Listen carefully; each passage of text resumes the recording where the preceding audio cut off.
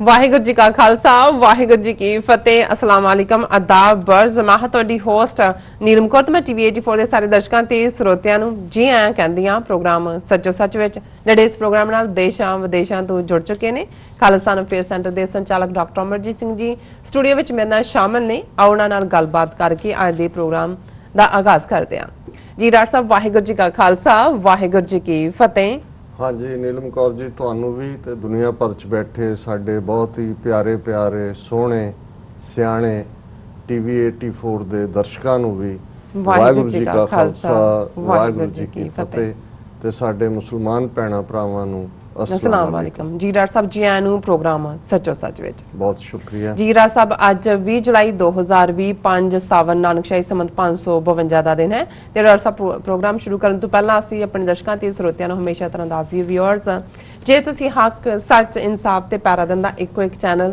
TV 84 ਨੂੰ ਦੇਖਣਾ ਚਾਹੁੰਦੇ ਹੋ ਤਾਂ ਤੁਸੀਂ ਦੇਖ ਸਕਦੇ ਹੋ spectrum cable RCN cable Bell fabric Canada Roku Jadoo box ਸ਼ਾਵਾ ਫੇਸਬੁੱਕ ਟੀਵੀ 84 ਦੀ ਐਪ ਰਾਈਨ online streaming and IP box ਤੇ ਤੁਸੀਂ ਟੀਵੀ 84 ਨੂੰ ਦੇਖ ਸਕਦੇ ਹੋ ਵਿਊਅਰਸ ਜੇ ਤੁਸੀਂ ਟੀਵੀ 84 ਨਾਲ ਜਾਂ ਪ੍ਰੋਗਰਾਮ ਸੱਚੋ ਸੱਚ ਨਾਲ ਫੇਸਬੁੱਕ ਰਾਹੀਂ ਜੁੜੇ ਹੋ ਤਾਂ ਇਸ ਨੂੰ ਵੱਧ ਤੋਂ ਵੱਧ ਲਾਈਕ ਕਰੋ ਤੇ ਸ਼ੇਅਰ ਕਰੋ ਅਤੇ ਨਾਲ ਹੀ YouTube ਤੇ ਸਬਸਕ੍ਰਾਈਬ ਵੀ ਕਰੋ ਇਹ ਵੀ ਦੱਸ ਦਿਓ ਕਿ ਤੁਸੀਂ ਟੀਵੀ 84 ਦੀ ਐਪ ਨੂੰ ਐਂਡਰੋਇਡ ਐਂਡ ਐਪ ਸਟੋਰ ਤੇ ਡਾਊਨਲੋਡ ਕਰਕੇ ਜੋ ਟੀਵੀ 84 ਦੀ ਲਾਈਵ ਸਟ੍ਰੀਮ ਹੈ ਉਸ ਨੂੰ ਤੁਸੀਂ 24 ਆਵਰਸ ਦੇਖ ਸਕਦੇ ਹੋ ਵਿਊਅਰਸ ਹੁਣ ਅਸੀਂ ਆਪਣੇ ਪ੍ਰੋਗਰਾਮ ਦੀ ਸ਼ੁਰੂਆਤ ਕਰਨ ਜਾ ਰਹੇ ਹਾਂ ਪ੍ਰੋਗਰਾਮ ਦੇ ਸ਼ੁਰੂ ਵਿੱਚ ਜਿਸ ਤਰ੍ਹਾਂ ਕਿ ਅਸੀਂ ਇਸ ਵੀਕ ਦਾ ਪਹਿਲਾ ਪ੍ਰੋਗਰਾਮ ਕਰਨ ਜਾ ਰਹੇ ਹਾਂ ਔਰ ਆਸ ਕਰਦੇ ਹਾਂ ਕਿ ਤੁਹਾਡਾ ਜੋ ਵੀਕਐਂਡ ਹੈ ਬਹੁਤ ਹੀ ਵਧੀਆ ਗੁਜ਼ਰਿਆ ਹੋਵੇਗਾ ਔਰ ਦੁਆ ਕਰਦੇ ਹਾਂ ਕਿ ਤੁਸੀਂ ਹੱਸਦੇ ਰਹੋ ਵਸਦੇ ਰਹੋ ਜਿਉਂਦੇ ਰਹੋ ਤੇ ਟੀਵੀ 84 ਦੇ ਨਾਲ ਇਸੇ ਤਰ੍ਹਾਂ ਹੀ ਜੁੜੇ ਰਹੋ ਸੋ ਵਿਊਅਰਸ ਆਪਣੇ ਪ੍ਰੋਗਰਾਮ ਦੇ ਵਿੱਚ ਜੋ ਪਹਿਲੇ ਸੈਗਮੈਂਟ ਦੇ ਵਿੱਚ ਜੋ ਪਹਿਲਾ ਇਸ਼ੂ ਹੈ ਉਸ ਬਾਰੇ ਆਪਾਂ ਤੁਹਾਨੂੰ ਦੱਸ ਦਈਏ ਕਿ ਅੱਜ ਦਾ ਜੋ ਪਹਿਲਾ ਇਸ਼ੂ ਹੈ ਉਹ ਕੀ ਹੈ ਜਿਸ ਤਰ੍ਹਾਂ ਕਿ ਆਪਾਂ ਗੱਲਬਾਤ ਕਰਾਂਗੇ ਭਾਰਤ ਤੇ ਚੀਨ ਦੇ ਹਵਾਲੇ ਨਾਲ ਕਿ ਕਿਸ ਤਰ੍ਹਾਂ ਚੀਨ ਔਰ ਭਾਰਤ ਦੇ ਵਿੱਚ ਜੋ ਸਿੱਧਾ ਟਕਰਾਅ ਹੈ ਉਸ ਦੀਆਂ ਜੋ ਖਬਰਾਂ ਨੇ ਉਹ ਘੱਟ ਹੋਈਆਂ ਨੇ ਪਰ ਫਿਰ ਵੀ ਨੂੰ ਲੱਗਦਾ ਕਿ ਜਿਸ ਤਰ੍ਹਾਂ ਕਿ ਗੱਲਬਾਤ ਦੀ ਦੌੜ ਦੇ ਵਿੱਚ ਜੋ ਚੀਨ ਹੈ ਭਾਰਤ ਨੂੰ ਇਸ ਤਰ੍ਹਾਂ ਪੁਆਟਣੀਆਂ ਦੇ ਰਿਹਾ ਹੈ ਜਿਸ ਤਰ੍ਹਾਂ ਕਿ ਕੁੱਤਾ ਆਪਣੀ ਜੋ ਪੂਛ ਨੂੰ ਫੜਨ ਦੇ ਵਿੱਚ ਹਫ ਜਾਂਦਾ ਹੈ ਪਰ ਪੂਛ ਨੂੰ ਫੜ ਨਹੀਂ ਸਕਦਾ ਸੋ ਇਸ ਬਾਰੇ ਗੱਲਬਾਤ ਕਰਾਂਗੇ ਔਰ ਨਾਲ ਹੀ ਕਰੋਨਾ ਅਪਡੇਟ ਵੀ ਜਾਣਾਂਗੇ ਸੋ ਅਸੀਂ ਚਾਹਾਂਗੇ ਕਿ ਤੁਸੀਂ ਸਟਾਰਟਿੰਗ ਤੋਂ ਲੈ ਕੇ ਐਂਡ ਤੱਕ ਸਾਡੇ ਨਾਲ ਇਸੇ ਤਰ੍ਹਾਂ ਹੀ ਬਣੇ ਰਹਿਣਾ ਦੇਖਣ ਸੁਣ ਲਈ ਤੁਹਾਡਾ ਸਭ ਦਾ ਬਹੁਤ ਬਹੁਤ ਸ਼ੁਕਰੀਆ ਔਰ ਪ੍ਰੋਗਰਾਮ ਸ਼ੁਰੂ ਕਰਨ ਤੋਂ ਪਹਿਲਾਂ ਪਹਿਲਾ ਇਸ਼ੂ ਡਾਕਟਰ ਸਾਹਿਬ ਕੋਲੋਂ ਸੁਣਨ ਤੋਂ ਪਹਿਲਾਂ ਅਸੀਂ ਉਹਨਾਂ ਦਾ ਵੀਕਐਂਡ ਪੁੱਛਦੇ ਹਾਂ ਕਿ ਉਹਨਾਂ ਦਾ ਵੀਕਐਂਡ ਕਿੱਥੇ ਗੁਜ਼ਰਿਆ ਔਰ ਉਹਨਾਂ ਨੇ ਕੀ ਕੀਤਾ ਜੀ ਡਾਕਟਰ ਸਾਹਿਬ ਕੀ ਕਹਿਣਾ ਚਾਹੋਗੇ ਆਪਣੇ ਵੀਕਐਂਡ ਬਾਰੇ ਦੇਖੋ ਸਭ ਤੋਂ ਪਹਿਲਾਂ ਤਾਂ ਅਸੀਂ ਵੀ ਆਪਣੇ ਵਿਊਅਰਸ ਨੂੰ ਨਵੇਂ ਹਫਤੇ ਵੀਕ ਜੀ ਦੇ ਵਿੱਚ ਵੈਲਕਮ ਕਹਿੰਦੇ ਆ ਬਿਲਕੁਲ ਪਹਿਲਾ ਸਾਡਾ ਸ਼ੋਅ ਹੈ ਮੰਡੇ ਦਾ ਜੀ ਔਰ ਜ਼ਾਹਰ ਹੈ ਕਿ ਬੇਸ਼ੱਕ ਸਾਡੇ ਕੁਝ ਵੀਰ ਲਿਖਣਗੇ ਕਿ ਜੀ 7 ਦਿਨ ਸ਼ੋਅ ਕਰਿਆ ਕਰੋ ਸਾਡਾ ਜੀ ਤਾਂ ਕਰਦਾ ਹੈ ਕਿ ਵੀ 7 ਚੋਂ ਵੀ ਅਸੀਂ 8 ਦਿਨ ਕਰੀਏ ਜੀ ਪਰ ਦੂਸਰੀਆਂ ਜ਼ਿੰਮੇਵਾਰੀਆਂ ਵੀ ਨੇ ਜਦੋਂ ਤੁਸੀਂ ਇੱਕ ਕਮਿਊਨਿਟੀ ਦੇ ਸਾਰੇ ਇੰਟਰਸਟ ਨੂੰ ਵਾਚ ਕਰਦੇ ਹੋ ਫਿਰ ਕਮਿਊਨਿਟੀ ਮੈਂਬਰਸ ਦੇ ਦੁੱਖ ਸੁੱਖ ਸ਼ਮੂਲੀਅਤ ਹਰ ਥਾਂ ਤੇ ਮੌਜੂਦਗੀ ਜਿੱਥੇ ਜਿੱਥੇ ਵੀ ਪਹੁੰਚਿਆ ਜਾ ਸਕਦਾ ਔਰ ਜ਼ਾਹਰ ਹੈ ਕਿ ਕੋਵਿਡ-19 ਦੀ ਵਜ੍ਹਾ ਕਰਕੇ ਅਸੀਂ ਪਿਛਲੇ ਲਗਭਗ 5 ਮਹੀਨੇ ਤੋਂ ਨਿਊਯਾਰਕ 'ਚ ਸਟਕ ਹੈ ਜੀ ਭਾਵੇਂ ਜੁਲਾਈ ਦੇ ਪਹਿਲੇ ਹਫਤੇ ਤੋਂ ਅਸੀਂ ਨਿਊਯਾਰਕ ਦੇ ਵਿੱਚ ਤਾਂ ਐਕਟੀਵਿਟੀ ਸ਼ੁਰੂ ਕੀਤੀ ਦੋ ਜਿਹੜੇ ਪਬਲਿਕ ਫੰਕਸ਼ਨ ਨੇ ਗੁਰਦੁਆਰਾ ਸਾਹਿਬਾਨ ਦੇ ਵਿੱਚ ਉਹਨਾਂ 'ਚ ਅਸੀਂ ਸ਼ਮੂਲੀਅਤ ਕੀਤੀ ਪ੍ਰੀਕਾਸ਼ਨਸ ਲੈ ਕੇ ਜੀ ਔਰ ਪਿਛਲੇ 2 ਹਫਤੇ ਤੋਂ 4 ਜੁਲਾਈ ਤੋਂ ਬਾਅਦ ਅਸੀਂ ਲਾਈਵ ਸ਼ੋਅ ਸਟੂਡੀਓ ਤੋਂ ਵੀ ਕਰ ਰਹੇ ਹਾਂ ਜੀ ਪਰ ਇਹ ਸਾਰੇ 4-5 ਮਹੀਨੇ ਦੇ ਪੀਰੀਅਡ 'ਚ ਸਾਡੇ ਪੇਕੇ ਪਿੰਡ ਵਾਸ਼ਿੰਗਟਨ ਡੀਸੀ ਦੇ ਵਿੱਚ ਅਸੀਂ ਨਹੀਂ ਜਾ ਸਕੇ ਔਰ ਜ਼ਾਹਰ ਹੈ ਕਿ ਇੱਕ ਉਹ ਜਿਹੜਾ ਪੇਕੇ ਨੂੰ ਮਿਸ ਕਰਨਾ ਵੀ ਹੁੰਦਾ ਹੈ ਔਰ ਇਸ ਪੀਰੀਅਡ ਦੇ ਵਿੱਚ ਜਿਹੜੀਆਂ ਵੀ ਦੁੱਖ ਸੁੱਖ ਦੀਆਂ ਘਟਨਾਵਾਂ ਪਰਿਵਾਰਾਂ 'ਚ ਉੱਥੇ ਵੀ ਵਾਪਰੀਆਂ ਨੇ ਉਹਨਾਂ ਦੇ ਨਾਲ ਵੀ ਮੇਰਾ ਇਹ ਹੁੰਦਾ ਹੈ ਕਿ ਨਿੱਜੀ ਤੌਰ ਦੇ ਉੱਤੇ ਹਰ ਇੱਕ ਦੇ ਦੁੱਖ ਸੁੱਖ ਸ਼ਮੂਲੀਅਤ ਹੋਏ ਔਰ ਖਾਸ ਤੌਰ ਤੇ ਸਾਡੇ ਬਹੁਤ ਹੀ ਪਿਆਰੇ ਵੀਰ ਸਰ ਬਲਵਿੰਦਰ ਸਿੰਘ ਚੱਠਾ ਜਿਨ੍ਹਾਂ ਦੇ ਫਾਦਰ ਇਨ ਲਾ ਪਿਛਲੇ ਦਿਨਾਂ 'ਚ ਚੜ੍ਹਾਈ ਕਰ ਗਏ ਸੀ ਉਹਨਾਂ ਦੀ ਕ੍ਰਿਮੇਸ਼ਨ ਔਰ ਅੰਤਮ ਅਰਦਾਸ ਮੌਕੇ ਤਾਂ ਅਸੀਂ ਨਹੀਂ ਸੀ ਪਹੁੰਚ ਸਕੇ ਕਿਉਂਕਿ ਬੰਦਿਆਂ ਦੀ ਲਿਮਿਟੇਸ਼ਨ ਸੀ ਔਰ ਚੱਠਾ ਪਰਿਵਾਰ ਓਠੀ ਪਰਿਵਾਰ ਵੱਡਾ ਪਰਿਵਾਰ ਹੈ ਪਰ ਮੈਂ ਮੇਰੀ ਇਹ ਪ੍ਰਾਇਰਟੀ ਸ਼ਾਮਲ ਸੀ ਕਿ ਉਹਨਾਂ ਦੇ ਨਾਲ ਔਰ ਸਾਰੇ ਪਰਿਵਾਰਾਂ ਦੇ ਨਾਲ ਜਿਹੜਾ ਹਮਦਰਦੀ ਦਾ ਇਜ਼ਹਾਰ ਕੀਤਾ ਜਾਏ ਔਰ ਇਸ ਤੋਂ ਇਲਾਵਾ ਵੀ ਵੀਰ ਨਰਿੰਦਰ ਸਿੰਘ ਜਿਹੜੇ ਹਮੇਸ਼ਾ ਹੀ ਸਾਡੇ ਲਈ ਭਰਾਵਾਂ ਵਾਂਗ ਛਾਤੀ ਤਾਣ ਕੇ ਵੀ ਖਲੋਂਦੇ ਨੇ ਦੁਸ਼ਮਣ ਦੇ ਸਾਹਮਣੇ ਔਰ ਸਾਡੇ ਹਰ ਪੱਖੋਂ ਹੀ ਖੈਰ ਖਾ ਹਮਦਰਦ ਨੇ।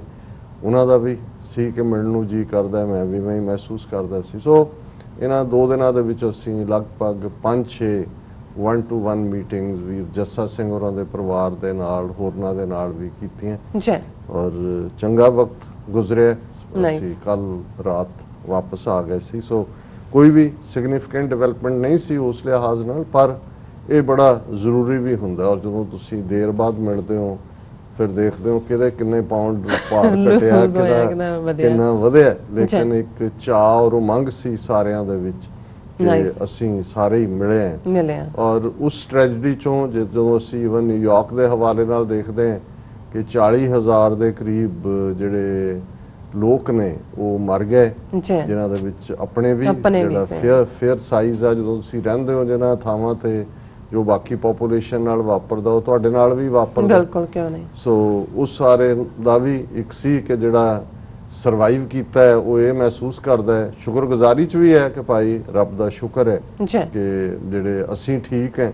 ਸੋ ਮੈਂ ਸਮਝਦਾ ਵੀ ਸਾਡੀ ਇਹ ਫੀਲਿੰਗ ਹਰ ਇੱਕ ਦੇ ਲਈ ਹੋਣੀ ਚਾਹੀਦੀ ਹੈ, ਇਨਸਾਨੀਅਤ ਦੇ ਲਈ। ਔਰ ਇਸ ਸਾਰੇ ਚੋਂ ਜਿਹੜਾ ਕਹਿਰ ਅਜੇ ਵੀ ਉਸ ਤਰ੍ਹਾਂ ਹੀ ਭਰਪਾ ਹੈ ਔਰ ਇਸ ਦਾ ਨੰਬਰ ਵੀ ਉਵੇਂ ਹੀ ਵੱਧ ਰਿਹਾ। ਅਸੀਂ ਇਸ ਸੈਗਮੈਂਟ ਦੇ ਐਂਡ 'ਚ ਗੱਲ ਕਰਾਂਗੇ।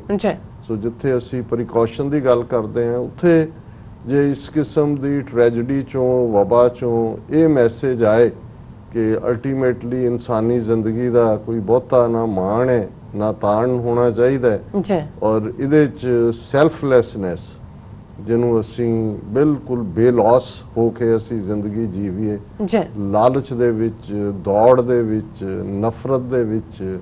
ਕਿੰਨੀ ਛੋਟੀ ਜ਼ਿੰਦਗੀ ਹੈ, ਕਦੋਂ ਕਿਨੇ ਤੁਰ ਜਾਣੇ। ਕੋਰੋਨਾ ਨੇ ਬਿਲਕੁਲ ਹੀ ਸਾਬਤ ਕਰ ਦਿੱਤਾ ਹੈ ਕਿ ਜਿਹਨੂੰ ਸਾਡੇ ਫੋਕਲੋਰ ਦੇ ਵਿੱਚ ਪਾਣੀ ਦਾ ਬੁਲਬੁਲਾ ਕਹਿੰਦੇ ਸੀ ਕਿ ਜ਼ਿੰਦਗੀ ਪਾਣੀ ਦਾ ਬੁਲਬੁਲਾ ਹੈ। ਸੱਚਮੁੱਚ ਅਸੀਂ ਦੇਖਿਆ ਕਿ ਕਿਵੇਂ ਉਹ ਬੁਲਬੁਲੇ ਬਸਟ ਹੋਏ ਨੇ ਔਰ ਅਸੀਂ ਰੱਬ ਦੀ ਸ਼ੁਕਰਗੁਜ਼ਾਰੀ ਹੋਈਏ ਕਿ ਭਾਈ ਅਸੀਂ ਉਸ ਬਸਟਿੰਗ 'ਚ ਨਹੀਂ ਆਏ। ਵਾਰੀ ਕੱਲ ਨੂੰ ਹੋ ਸਕਦੀ ਹੈ, ਲੇਕਿਨ ਇਹ ਸਾਡੇ ਲਈ ਸਬਕ ਹੋਣਾ ਚਾਹੀਦਾ ਹੈ ਕਿ ਅਸੀਂ ਬਿਨਾਂ ਲਾਲਚ ਤੋਂ, ਬਿਨਾਂ ਗਰਜ਼ ਤੋਂ ਔਰ ਜਿਹੜੀ ਦੌੜ ਹੈ ਸਵੇਰ ਤੋਂ ਸ਼ਾਮ ਤੱਕ ਪੈਸੇ ਦੀ ਔਰ ਇੱਕ ਦੂਸਰੇ ਪ੍ਰਤੀ ਨਫ਼ਰਤ, ਖਿਚਾਅ, ਅਨਾਹ, ਈਰਖਾ, ਇਹ ਸਾਰੇ ਤੋਂ ਬਚੀਏ। ਬਿਲਕੁਲ ਜ਼ਾਹਿਰ ਹੈ ਕਿ ਇਹ ਸਾਰੇ ਪਿਛਲੇ ਫਰਾਈਡੇ ਸਿੰਸ ਜਦੋਂ ਅਸੀਂ ਲਾਸਟ ਪ੍ਰੋਗਰਾਮ ਕੀਤਾ ਕੋਈ ਬਹੁਤ ਵੱਡੀਆਂ ਡਿਵੈਲਪਮੈਂਟਸ ਤਾਂ ਨਹੀਂ ਹੋਈਆਂ ਲਦਾਖ ਸੈਕਟਰ ਨੂੰ ਲੈ ਕੇ ਜਾਂ ਚੀਨ ਭਾਰਤ ਦੇ ਵਿਚਾਲੇ। ਔਰ ਇਹਦੇ 'ਚ ਵੀ ਕੋਈ ਸ਼ੱਕ ਨਹੀਂ ਹੈ ਕਿ ਭਾਰਤੀ ਹਾਕਮ ਜਿਨ੍ਹਾਂ ਨੇ ਜੁੱਤੀਆਂ ਵੀ ਖਾਧੀਆਂ, ਗੰਢੇ ਵੀ ਖਾਧੇ, ਆਪਣੇ ਲੋਕਾਂ ਨੂੰ ਵੀ ਜਿਹੜੇ ਹੁਣ ਤੱਕ ਉੱਲੂ ਬਣਾਉਂਦੇ ਰਹੇ ਇਸ ਸਾਰੇ ਦੌਰ 'ਚ, ਉਹਨਾਂ ਨੇ ਵਿਕਾਸ ਦੂਬੇ ਦਾ ਝੂਠਾ ਐਨਕਾਊਂਟਰ ਬਣਾਇਆ। ਫਿਰ ਰਾਜਸਥਾਨ 'ਚ ਸਰਕਾਰ ਪਲਟਾ ਹੋ ਗਿਆ, ਨਹੀਂ ਹੋਇਆ, ਲੋਕਾਂ ਨੂੰ ਉਹਦੇ 'ਚ ਫਸਾਇਆ। ਔਰ ਕੋਵਿਡ-19 ਨੂੰ ਲੈ ਕੇ ਜਿੱਥੇ ਭਾਰਤ 'ਚ ਤੇਜ਼ੀ ਨਾਲ ਕੇਸ ਵੱਧ ਰਹੇ ਨੇ ਔਰ ਕੱਲ 40,000 ਕੇਸ ਪਿਛਲੇ ਕੱਲ ਦੇ ਵਿੱਚ ਇੱਕ ਦਿਨ ਦੇ ਵਿੱਚ ਭਾਰਤ 'ਚ ਵਾਧਾ ਹੋਇਆ, 11 ਲੱਖ ਤੋਂ ਜ਼ਿਆਦਾ ਨੰਬਰ ਚਲਾ ਗਿਆ ਕੋਵਿਡ-19 ਦਾ। ਪਰ ਉਹ ਕਹਿ ਰਹੇ ਨੇ ਜੀ ਬਿਲਕੁਲ ਅਸੀਂ ਕਾਬੂ 'ਚ ਪਾ ਲਿਆ, ਦੇਖੋ ਸਾਡੀ ਡੈਥ ਰੇਟ ਕਿੰਨਾ ਘੱਟ ਹੈ, ਅਸੀਂ ਬਿਲਕੁਲ ਜਿਹੜਾ ਉਹ ਜਿੱਤ ਲਿਆ। ਔਰ ਮੋਦੀ ਜਿਹੜੀ UN ਦੀ ਵਰਚੁਅਲ ਕਾਨਫਰੰਸ ਨੂੰ ਉਹਨੇ ਐਡਰੈਸ ਕੀਤਾ, ਉਹਨੇ ਕਿਹਾ ਅਸੀਂ ਕੋਵਿਡ-19 ਦੇ ਖਿਲਾਫ ਲੜਾਈ ਨੂੰ ਜਨ ਲਹਿਰ 'ਚ ਬਦਲ ਦਿੱਤਾ ਹੈ, ਲੋਕਾਂ ਦੀ ਲਹਿਰ ਬਣਾ ਦਿੱਤਾ। ਸੋ ਉਹ ਝੂਠ ਬਰਾਬਰ ਜਾਰੀ ਹੈ। ਲੇਕਿਨ ਇੱਕ ਆਰਟੀਕਲ ਜਿਹੜਾ ਅੱਜ ਹਿੰਦੂ ਅਖਬਾਰ ਨੇ ਕੈਰੀ ਕੀਤਾ, ਕੁਝ ਹੋਰ ਨੇ ਉਹਦੇ ਐਕਸੈਪਟ ਜਾਰੀ ਕੀਤੇ, ਹਾਲਾਂਕਿ ਉਹਨਾਂ ਨੇ ਆਪਣਾ ਐਕਸਕਲੂਸਿਵ ਆਰਟੀਕਲ ਕਿਹਾ। ਉਹਦੇ 'ਚ ਉਹਨਾਂ ਨੇ ਕਿਹਾ ਕਿ ਵੀ ਚੀਨ ਨੇ ਜਿਹੜਾ ਹੁਣ ਬਾਰਡਰ ਦੇ ਨਾਂ ਥੱਲੇ LAC ਹੈ, ਨਹੀਂ ਹੈ, ਨਿਊਟਰਲ ਲਾਈਨ ਹੈ, ਔਰ ਉਸ ਸਾਰੇ 'ਚ ਉਹਨਾਂ ਨੇ ਕਿਹਾ ਵੀ ਜਿਹੜਾ ਈਵਨ 1960 ਦੇ ਵਿੱਚ ਚੀਨ ਨੇ ਜਿਹੜੇ ਕਲੇਮ ਕੀਤੇ ਸੀ ਜਦੋਂ ਉਹਨਾਂ ਦੀ ਨੈਗੋਸ਼ੀਏਸ਼ਨ ਹੋਈ, ਔਰ ਉਹਦੇ ਪੂਰੇ ਵੇਰਵੇ ਨੇ ਮੈਂ ਡਿਸਕਸ ਕਰਾਂਗਾ। ਉਹਨਾਂ ਨੇ ਕਿਹਾ ਵੀ ਹੁਣ ਚੀਨ ਨੇ ਈਵਨ ਉਸ ਤੋਂ ਵੀ ਬਿਯੋਂਡ, ਹਾਲਾਂਕਿ 1960 ਦਾ ਕਲੇਮ ਜੇ ਇੰਡੀਆ ਮੰਨ ਲੈਂਦਾ ਤੇ 1962 ਦਾ ਜਿਹੜਾ ਇਹਨਾਂ ਦੀ ਦਿਲਵਦੀ ਸੀ ਔਰ ਉਸ ਚੋਂ ਫਿਰ ਜੁੱਤੀਆਂ ਪਈਆਂ, ਉਹ ਵਾਕਿਆ ਨਹੀਂ ਸੀ ਹੋਣਾ।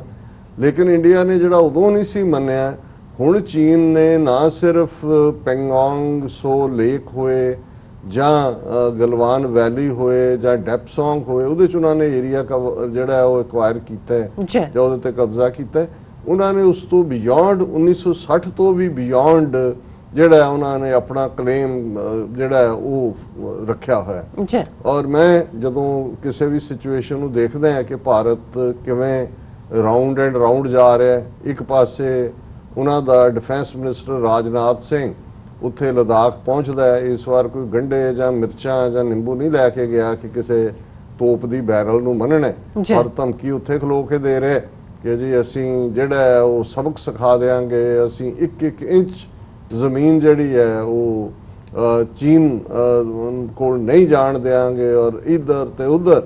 ਹਾਲਾਂ ਉਹਦੇ ਚ ਸਿੱਖ ਫੌਜੀ ਜਿਹੜੇ ਨੇ ਉਹ ਵੀ ਦਿਖਾਏ ਹੋਏ ਨੇ, ਉਹਨਾਂ ਦੇ ਮੂੰਹ 'ਚ ਵੀ ਕੋਈ ਉਹ ਬਾਲੂਸ਼ਾਹੀ ਪਾ ਰਿਹਾ।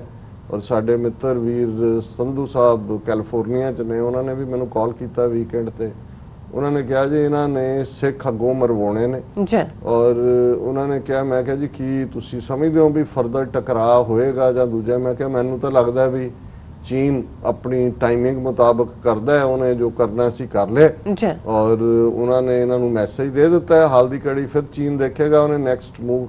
ਉਹਨਾਂ ਨੇ ਕਿਹਾ ਵੀ ਨਹੀਂ ਹੋ ਸਕਦਾ ਕਿਉਂਕਿ ਇਹਨਾਂ ਨੂੰ ਜਿਹੜੀ ਸਿੱਖਾਂ ਦੀ ਇਸ ਵੇਲੇ ਆਜ਼ਾਦੀ ਦੀ ਤੜਪ ਹੈ, ਉਹ ਰੈਫਰੈਂਡਮ 2020 ਦੀ ਮੁਹਿੰਮ ਹੈ ਜਾਂ ਪੰਜਾਬ ਦੇ ਵਿੱਚ ਜਿਵੇਂ ਸਿੱਖਾਂ ਦੇ ਵਿੱਚ ਵੀ ਜਿਵੇਂ ਕਸ਼ਮੀਰੀਆਂ 'ਚ ਇੱਕ ਚਾਅ ਹੈ ਚੀਨ ਦੇ ਇਸ ਭਾਰਤ ਨੂੰ ਕੁੱਟਣ ਦਾ, ਸਿੱਖਾਂ 'ਚ ਵੀ ਔਰ ਮੈਂ ਡੀਸੀ 'ਚ ਵੀ ਔਰ ਅਦਰਵਾਈਜ਼ ਵੀ ਪ੍ਰਾਈਵੇਟ ਮੀਟਿੰਗਸ ਦੇ ਵਿੱਚ ਸੁਣਦਾ ਕਿ ਕਿਵੇਂ ਜਿਹੜਾ ਉਹਨਾਂ ਦੇ ਜੋਕ ਬਣੇ ਹੋਏ ਨੇ ਬੀਜੇਪੀ ਦੇ ਔਰ ਦੂਸਰੇ, ਔਰ ਉਹਨਾਂ ਨੂੰ ਇਹ ਲੱਗਦਾ ਕਿ ਵੀ ਜਿਹੜਾ ਸਿੱਖ ਕਦੇ ਇਹ ਐਕਸਪੈਕਟ ਕਰਦੇ ਸੀ ਅਮਰੀਕਾ ਤੋਂ ਕਿ ਅਮਰੀਕਾ ਖਾਲਿਸਤਾਨ ਦੇ ਹੱਕ 'ਚ ਜਾਂ ਕਸ਼ਮੀਰੀਆਂ ਨੂੰ ਵੀ ਮਾਣ-ਤਾਣ ਸੀ ਕਿ ਵੀ ਕਿਤੇ ਨਾ ਕਿਤੇ ਪ੍ਰੈਜ਼ੀਡੈਂਟ ਰੂਜ਼ਾਵੈਲਟ ਦੇ ਜ਼ਮਾਨੇ 'ਚ ਜਿਹੜੀ ਹੈ ਜਦੋਂ ਸ਼ੁਰੂਆਤ ਹੁੰਦੀ ਹੈ ਉਸਨੇ ਕਸ਼ਮੀਰ ਦੇ ਮੁੱਦੇ ਤੇ ਜਿਹੜਾ ਉਹ ਇੱਕ ਪੋਜ਼ਿਟਿਵ ਲਾਈਨ ਸੀ ਕਿ UN ਚਾਰਟਰ ਦੇ ਥੱਲੇ ਪਲੇਬਿਸਾਈਟ ਹੋਏਗਾ ਦਿਸ ਦੈਟ, ਪਰ ਉਹਨਾਂ ਨੇ ਕਿਹਾ ਵੀ ਹੁਣ ਜਿਹੜੇ ਗੰਭੀਰ ਸਿੱਖ ਹਲਕੇ ਨੇ ਔਰ ਕਸ਼ਮੀਰੀ ਹਲਕੇ ਨੇ ਉਹਨਾਂ ਦੇ ਵਿੱਚ ਜੇ ਕੋਈ ਉਮੀਦ ਹੈ ਤਾਂ ਚੀਨ ਤੋਂ ਹੈ ਔਰ ਈਵਨ ਕਸ਼ਮੀਰੀ ਤਾਂ ਇਹ ਵੀ ਐਕਸਪੈਕਟ ਕਰਦੇ ਨੇ ਔਰ ਸ਼ਾਇਦ ਇਹ ਕੋਈ ਬਿਲਕੁਲ ਅਨਐਕਸਪੈਕਟਡ ਐਕਸਪੈਕਟੇਸ਼ਨ ਨਹੀਂ ਹੋਣੀ ਚਾਹੀਦੀ ਕਿ ਜੇ ਲੋੜ ਪਈ ਤਾਂ ਚਾਈਨਾ ਈਵਨ ਫਿਜ਼ੀਕਲੀ ਵੀ ਆਪਣੀ ਆਰਮੀ ਜਿਹੜੀ ਹੈ ਉਹ ਭੇਜ ਸਕਦਾ ਹੈ ਉਸ ਖਿੱਤੇ ਦੇ ਵਿੱਚ। ਔਰ ਇਸ ਸਾਰੇ ਦੇ ਵਿੱਚ ਰਾਦਰ ਮੈਂ ਦੇਖ ਰਿਹਾ ਕਿ ਵੀ ਇਸ ਗੱਲ ਦਾ ਦੁਸ਼ਮਣ ਨੂੰ ਵੀ ਕਿਸ ਹੱਦ ਤੱਕ ਜਾ ਕੇ ਫਿਕਰ ਹੈ ਕਿ ਵੀ ਉਹਨਾਂ ਨੇ ਲੇਟਲੀ ਅਸੀਂ ਦੇਖ ਰਹੇ ਹਾਂ ਕਿ ਬਲੋਚਿਸਤਾਨ ਦੇ ਵਿੱਚ ਗਵਾਦਰ ਦੇ ਆਲੇ ਦੁਆਲੇ ਕਰਾਚੀ ਦਾ ਵੀ ਅਸੀਂ ਜ਼ਿਕਰ ਕੀਤਾ ਹੈ, ਇੰਡੀਅਨ ਏਜੰਸੀਆਂ ਨੇ ਜਿਹੜਾ ਹਮਲੇ ਨੇ ਸਿਕਿਉਰਿਟੀ ਦਸਤਿਆਂ ਤੇ ਹੋਣ ਜਾਂ ਹਿੰਸਾ ਹੋਣ ਬਲੋਚਾਂ ਦੇ ਨਾਂ ਥੱਲੇ ਉਹ ਤੇਜ਼ ਕਰ ਦਿੱਤੇ ਨੇ ਔਰ ਇਸ ਦੇ ਉੱਤੇ ਇੱਕ ਪੂਰੀ ਸਟੋਰੀ ਹੈ, surging attacks by Baloch separatist increase risks cost of BRI projects in Pakistan ਕਿ building and road initiative project ਜਿਹੜੇ ਨੇ ਉਹਨਾਂ ਦਾ ਖਰਚਾ ਵੱਧ ਰਿਹਾ ਹੈ ਕਿਉਂਕਿ ਜਿਹੜੀ ਹੈ ਔਰ ਇਹ ਹੈ ਕਿ surge in the deadly attacks by Baloch separatist in Pakistan has sent the risks and costs of China's ambitious Belt and Road project soaring, while Beijing's interest at the strategic Gwadar port on the Arabic Sea were caught up in the proxy war.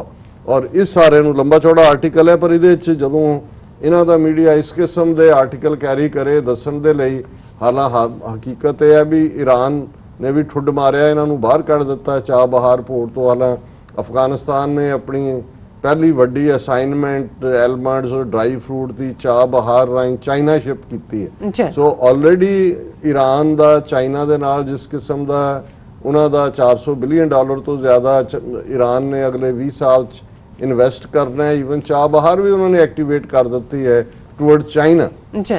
ਲੇਕਿਨ ਇਹਦੇ ਬਾਵਜੂਦ ਇਹ ਆਪਣੇ ਲੋਕਾਂ ਨੂੰ ਵੀ ਸੰਤੁਸ਼ਟ ਰੱਖਣਾ ਚਾਹੁੰਦੇ ਨੇ ਕਿ ਨਹੀਂ ਸਭ ਜਿਹੜਾ ਉਹ ਅੱਛਾ ਨਹੀਂ ਹੈ, ਅਸੀਂ ਉੱਥੇ ਗੜਬੜ ਕਰਾ ਰਹੇ ਹਾਂ। ਔਰ ਦੂਸਰਾ ਲੇਕਿਨ ਇਹ ਵੀ ਗੱਲ ਸ਼ੋ ਕਰਦੇ ਕਿ ਇਹ ਹੁਣ ਜਿਸ ਤੇਜ਼ੀ ਨਾਲ ਭਾਸ਼ਾ ਡੈਮ ਹੋਏ, ਭਾਸ਼ਾ ਡਾਇਮੰਡ ਡੈਮ ਉਹ ਵੀ ਉਸੇ ਖਿੱਤੇ ਦੇ ਵਿੱਚ ਹੈ ਔਰ ਇਹ ਵੱਡਾ ਮੈਗਾ ਪ੍ਰੋਜੈਕਟ ਹੈ ਚਾਈਨਾ ਪਾਕਿਸਤਾਨ ਦਾ ਟੁਗੈਦਰ। ਔਰ ਇਹ ਇਹਨਾਂ ਨੇ ਪੂਰਾ ਕਿ ਭਾਈ ਇਹ ਜਿਹੜਾ ਇਹਦੇ ਬਾਵਜੂਦ ਕਿ ਚਾਈਨਾ ਦਾ ਉੱਥੇ ਇੰਟਰਸਟ ਹੈ ਔਰ ਪਾਕਿਸਤਾਨ ਕਾਫੀ ਹੱਦ ਤੱਕ ਜਿਹੜਾ ਉਹ ਚੀਨ ਦੇ ਨਾਲ ਹੈ, ਲੇਕਿਨ ਬਲੋਚ ਜਿਹੜੇ ਨੇ ਉਹ ਅਟੈਕ ਕਰ ਰਹੇ ਨੇ। ਔਰ ਦੂਸਰਾ ਹਾਲਾਂ ਇਹ ਪਾਕਿਸਤਾਨ ਆਰਮੀ ਦੀ ਸਕਸੈਸ ਹੈ, ਉਹਨਾਂ ਨੇ ਈਵਨ ਗਵਾਦਰ ਪੋਰਟ ਔਰ ਉਸ ਸਾਰੇ ਜਿੰਨੀਆਂ ਵੀ ਇੰਸਟਾਲਮੈਂਟਸ ਨੇ ਚਾਈਨੀਜ਼ ਇਨਵੈਸਟਮੈਂਟ ਵਾਲੀਆਂ ਉਹਨਾਂ ਨੂੰ ਸੇਫਗਾਰਡ ਕਰਨ ਦੇ ਲਈ ਸਪੈਸ਼ਲ ਫੋਰਸ ਕ੍ਰੀਏਟ ਕੀਤੀ ਹੈ ਕੁਝ ਸਾਲ ਪਹਿਲਾਂ, ਔਰ ਉਹ ਬਹੁਤ ਜ਼ਬਰਦਸਤ ਕੰਮ ਕਰ ਰਹੇ ਨੇ। ਔਰ ਇਹਦੇ ਨਾਲ ਇਹ ਵੀ ਇਹਨਾਂ ਦੀਆਂ, ਕਿਉਂਕਿ ਹੁਣ ਇਹਨਾਂ ਨੂੰ ਲੱਗਦਾ ਹੈ ਕਿ ਵੀ ਇਹ ਤਾਂ ਖੁਦ ਇਹਨਾਂ ਦੇ ਮਿਲਟਰੀ ਜਨਰਲ ਟੂ ਪ੍ਰੋਂਗ ਵਾਰ ਦੀ ਗੱਲ ਕਰਦੇ ਸੀ ਜੀ, ਅਸੀਂ ਇੱਕੋ ਵੇਲੇ ਪਾਕਿਸਤਾਨ ਔਰ ਚਾਈਨਾ ਉਹਨਾਂ ਨੂੰ ਹੈਡ ਔਨ ਲਵਾਂਗੇ, ਪਰ ਇਹਨਾਂ ਨੂੰ ਲੱਗਦਾ ਵੀ ਇਹ ਤਾਂ ਅਜੇ ਕੱਲਾ ਚਾਈਨਾ ਨੇ 5000 ਸੋਲਜਰ ਹੀ ਉਹਨਾਂ ਨੇ ਉੱਥੇ ਇਸਤੇਮਾਲ ਕੀਤੇ ਨੇ, ਔਰ ਕਿਸੇ ਨੇ ਕੋਈ ਹਥਿਆਰ ਨਹੀਂ ਚਲਾਇਆ, ਡੰਡਿਆਂ ਦੇ ਨਾਲ ਹੀ ਇਹਨਾਂ ਦੇ 20 ਜਿਹੜੇ ਨੇ ਫੌਜੀ ਉਹ ਮਾਰ ਮੁਕਾਏ ਨੇ, ਔਰ ਇਹਨਾਂ ਨੂੰ ਪਤਾ ਨਹੀਂ ਲੱਗਦਾ ਕਿ ਬਈ ਇਹ ਤਾਂ ਉਹ ਉਲਟਬਾਜ਼ੀਆਂ ਖਾ ਰਹੇ ਨੇ।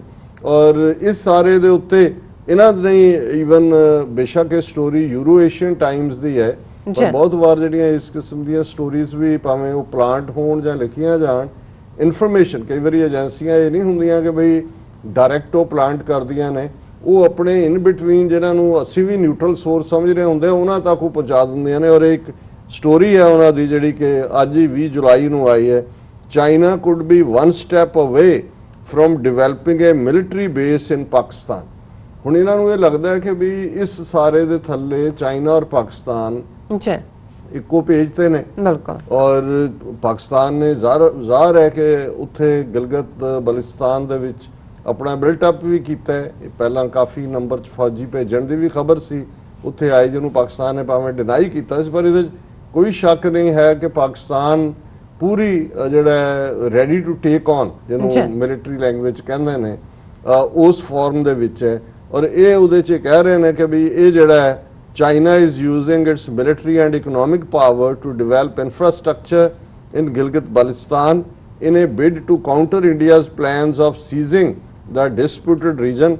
New Delhi has frequently expressed its ambition कि जी ਅਸੀਂ ਲੈ ਲਾਂਗੇ ਗਿਲਗਿਤ ਬਾਲਟਿਸਤਾਨ ਨੂੰ, ਔਰ ਉਹਨਾਂ ਨੇ ਕਿਹਾ ਕਿ ਵੀ ਇਹ ਜਿਹੜਾ ਭਾਰਤ ਦੀ ਦਿਲਵਦੀ ਵਾਲੀ ਗੱਲ ਸੀ ਉਸ ਨੂੰ ਲੈ ਕੇ Beijing has ramped up construction using its military power ਜਿਹੜੀ ਹੈ। ਔਰ ਉਹਨਾਂ ਨੇ ਸੈਂਗੇ ਐਚ ਸਿੰਘ ਡਾਇਰੈਕਟਰ ਨੇ Washington based institute of Gilgit Baltistan studies ਦੇ, ਉਹਨਾਂ ਨੂੰ ਕੋਟ ਕੀਤਾ ਹੈ ਕਿ China is concerned about India's growing interest in acquiring control over Gilgit Baltistan.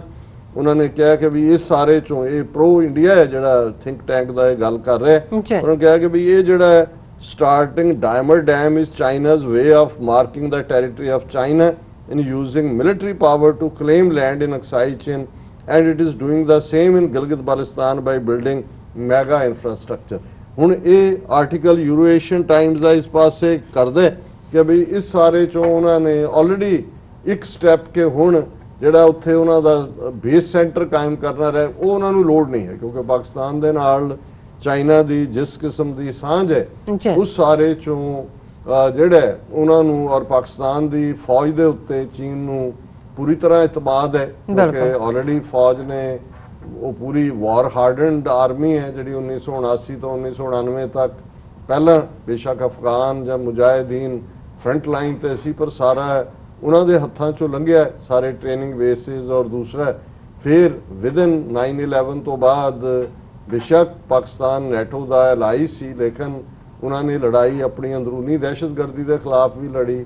ਕਿਵੇਂ ਉਹਨਾਂ ਨੇ ਇੰਡੀਅਨ ਏਜੰਸੀਆਂ ਔਰ ਦੂਸਰੀਆਂ ਮੁਲਕਾਂ ਦੀਆਂ ਏਜੰਸੀਆਂ ਜਿਹੜੀਆਂ ਉੱਥੇ ਉਹਨਾਂ ਨੂੰ ਨੱਥ ਪਾਈ, ਔਰ ਇੰਟਰਨਲ ਜਿਹੜੀ ਗੜਬੜ ਕਰਵਾਉਣਾ ਚਾਹੁੰਦੇ ਸੀ, ਈਵਨ ਸਵਾਤ ਏਰੀਆ ਜਾਂ ਜਿਹੜਾ ਜਿਹਨੂੰ ਇਲਾਕਾ ਗੈਰ ਕਹਿੰਦੇ ਸੀ ਏਜੰਸੀ ਏਰੀਆ ਨਾਰਥ ਵਜ਼ੀਰਿਸਤਾਨ, ਉਸ ਸਾਰੇ 'ਚ ਸਾਊਥ ਵਜ਼ੀਰਿਸਤਾਨ, ਉਹ ਸਾਰੀ ਬੈਲਟ ਨੂੰ ਕਿਵੇਂ ਉਹਨਾਂ ਨੇ ਕਾਬੂ ਕੀਤਾ।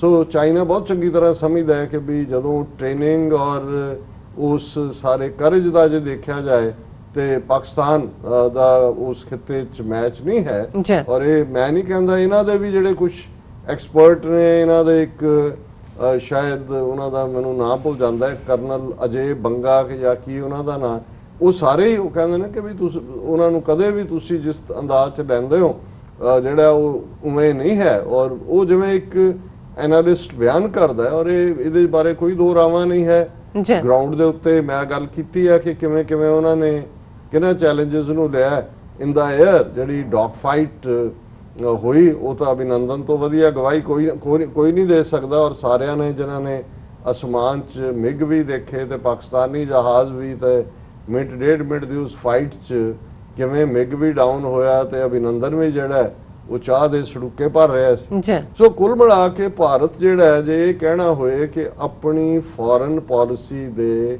ਕੁਐਗਮਾਇਰ ਦੇ ਵਿੱਚ ਫਸ ਗਿਆ। ਕੁਐਗਮਾਇਰ ਫਿਨੋਮੀਨਾ ਡੈਜ਼ਰਟ ਦੇ ਵਿੱਚ ਹੁੰਦਾ ਹੈ, ਜੀ ਬਹੁਤ ਰੇਤ, ਜਿਵੇਂ ਸਹਾਰਾ ਡੈਜ਼ਰਟ ਹੈ ਔਰ ਦੂਸਰੇ, ਕਿ ਉਹਦੇ 'ਚ ਇੱਕ ਜਿਹੜਾ ਆਟੋਮੈਟਿਕਲੀ ਰੇਤ ਦੇ ਵਿੱਚ ਬੰਦਾ ਵੜ ਜਾਂਦਾ, ਜੇ ਉਹਦੇ ਨਾਲ ਕੋਈ ਉਹਨੂੰ ਫੜ ਕੇ ਕੱਢਣ ਦੀ ਕੋਸ਼ਿਸ਼ ਕਰੇ ਤੇ ਉਹ ਵੀ ਉਹਦੇ ਵਿੱਚ ਹੀ ਖਿੱਚਿਆ ਜਾਂਦਾ ਔਰ ਉਹ ਕੁਐਗਮਾਇਰ ਚੋਂ ਨਿਕਲਣ ਦਾ ਕੋਈ ਰਸਤਾ ਨਹੀਂ ਹੁੰਦਾ, ਉਹ ਤੁਹਾਨੂੰ ਥੱਲੇ ਜਿਹੜਾ ਧੱਕ ਦਿੰਦਾ। ਜੀ ਸੋ ਇੱਕ ਤਾਂ ਇਹ ਹੈ ਕਿ ਭਾਰਤ ਉਸ ਆਪਣੇ ਹੀ ਜਿਹੜਾ ਉਹਨਾਂ ਦਾ ਖੜਾ ਕੀਤਾ ਹੋਇਆ ਇੱਕ ਪੋਪ ਲੀਲਾ ਵਾਲਾ ਕੰਮ ਸੀ, ਆਪਣੇ ਮਹਾਨ ਹੋਣ ਦਾ, ਆਪਣੀ ਫੌਜ ਦਾ ਔਰ ਆਪਣੇ super power, regional power, America ਦੀ ਯਾਰੀ, ਉਹ ਆਪਣੇ ਹੀ ਕੁਐਗਮਾਇਰ ਦੇ ਵਿੱਚ ਫਸ ਗਿਆ। ਪਰ ਮੈਨੂੰ ਇਹ ਲੱਗਾ ਕਿ ਵੀ ਜੇ ਇਹਨੂੰ ਆਪਣੇ ਦੇਸੀ ਈਡੀਅਮ 'ਚ ਗੱਲ ਕਰਨੀ ਹੋਏ ਤੇ ਕੁਐਗਮਾਇਰ ਤਾਂ ਬਹੁਤਾ ਅਸੀਂ ਦੇਖਿਆ ਨਹੀਂ ਔਰ ਉਹਨੂੰ ਤਾਂ ਪੜ੍ਹਿਆ ਹੀ ਹੈ ਜਾਂ ਬਿਆਨ ਹੀ ਕਰ ਸਕਦੇ ਆ ਜਾਂ ਕੋਈ ਫਿਲਮਾਂ ਦੇ ਵਿੱਚ ਦੇਖ ਸਕਦੇ ਹੋ ਤੁਸੀਂ। ਬਿਲਕੁਲ। ਲੇਕਿਨ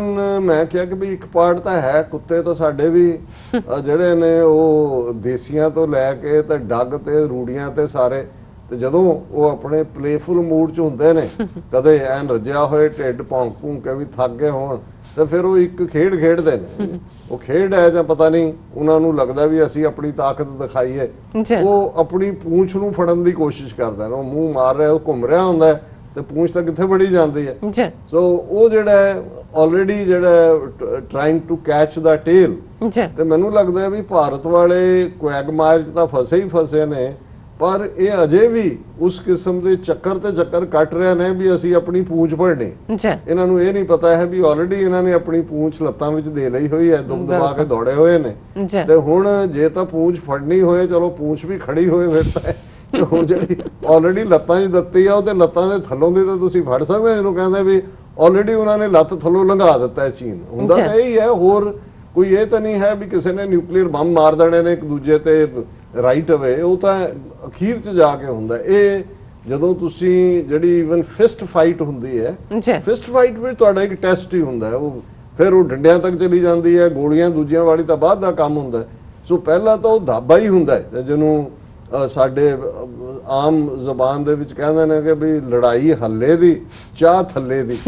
ਹੁਣ ਜਿਹੜੀ ਹੱਲੇ ਦਾ ਮਤਲਬ ਇਹ ਹੈ ਵੀ ਜਿਹੜਾ ਲਲਕਾਰਾ ਮਾਰ ਕੇ ਜਾ ਪਿਆ, ਭਾਵੇਂ ਬੰਦੇ ਇੱਧਰ 3 ਨੇ ਉਧਰ 30 ਨੇ, ਜਿਹਨੇ ਜਾ ਕੇ ਪਹਿਲਾਂ ਢਾ ਲਿਆ, ਬਾਕੀ ਤਾਂ ਉਹਨਾਂ ਦੇ 29 ਦੌੜ ਜਾਣੇ ਨੇ, ਕਿਉਂਕਿ ਉੱਥੇ ਕੋਈ ਖਲੋਂਦਾ ਨਹੀਂ ਹੈ। ਸੋ ਉਹ ਬਾਕੀ ਚਾਹ ਥੱਲੇ ਦੀ ਤਾਂ ਸਾਨੂੰ ਪਤਾ ਹੀ ਹੈ ਕਿ ਵੀ ਅਸੀਂ ਜਦੋਂ ਤੱਕ ਐਨ ਪੂਰੀ ਉਹਦਾ ਟੀ ਬੈਗ ਦੀ ਟੌਕਸਿਨ ਸਾਰੀ ਨਾ ਆ ਜਾਏ ਕੱਢ ਕੇ, ਤੇ ਉਹਦੇ 'ਚ ਫਿਰ ਹੁਣ ਉਹੀ ਹੁੰਦਾ, ਫਿਰ ਚਾਹ ਥੱਲੇ ਦੀ ਹੋਣੀ ਹੈ। ਸੋ ਕੁੱਲ ਮਿਲਾ ਕੇ ਅਸੀਂ ਸਮਝਦੇ ਹਾਂ ਵੀ ਭਾਰਤ ਦੀ ਨੀਤੀ ਇਸ ਕਿਸਮ ਦੀ ਹੈ। ਔਰ ਇਹ ਜਿਹੜੇ ਆਰਟੀਕਲ ਦੀ ਮੈਂ ਗੱਲ ਕੀਤੀ ਹੈ, ਉਹਨਾਂ ਨੇ ਕਿਹਾ ਵੀ China has crossed its own limitation of LAC, ਕਿ ਜਿਹੜੀਆਂ ਉਹਨਾਂ ਨੇ ਖੁਦ ਸੀਮਾਵਾਂ ਕਦੇ ਮੰਨੀਆਂ, ਔਰ ਉਹਦੇ 'ਚ ਉਹਨਾਂ ਨੇ ਇਹ 1960 ਦੀਆਂ ਬਾਉਂਡਰੀ ਟਾਕਸ ਦਾ ਹਵਾਲਾ ਦਿੱਤਾ ਹੈ। ਉਹਨਾਂ ਨੇ ਕਿਹਾ ਵੀ ਚਾਈਨਾ ਜਿੱਥੇ ਉਹਨਾਂ ਦੇ PLA ਟਰੂਪਸ ਹੁਣ ਖੜੇ ਨੇ, ਉਹ ਪੈਂਗੋਂਗ ਸੋ ਲੇਕ, ਗਲਵਾਨ ਵੈਲੀ ਔਰ ਬਿਯੋਂਡ ਬੀਜਿੰਗਸ ਓਨ ਟੈਰੀਟੋਰੀਅਲ ਕਲੇਮਸ ਉਹਨਾਂ ਦੇ ਵਿੱਚ ਆ ਕੇ ਖਲੋ ਗਏ ਨੇ। ਉਹ ਕਿਸੇ ਚੀਜ਼ ਨੂੰ ਮੰਨਣ ਨੂੰ ਤਿਆਰ ਨਹੀਂ। ਔਰ ਇਸ ਆਰਟੀਕਲ 'ਚ ਉਹਨਾਂ ਨੇ ਖਾਸ ਤੌਰ ਤੇ ਪੁਰਾਣੀ ਰਿਪੋਰਟ 1960 ਦੀ ਕੱਢੀ ਕਿ report of the officials of government of India and the People's Republic of China on boundary question. ਇਹ ਰਿਪੋਰਟ ਐਕਸਟਰਨਲ ਅਫੇਅਰਸ ਮਿਨਿਸਟਰੀ ਨੇ 1960 'ਚ ਛਾਪੀ ਸੀ।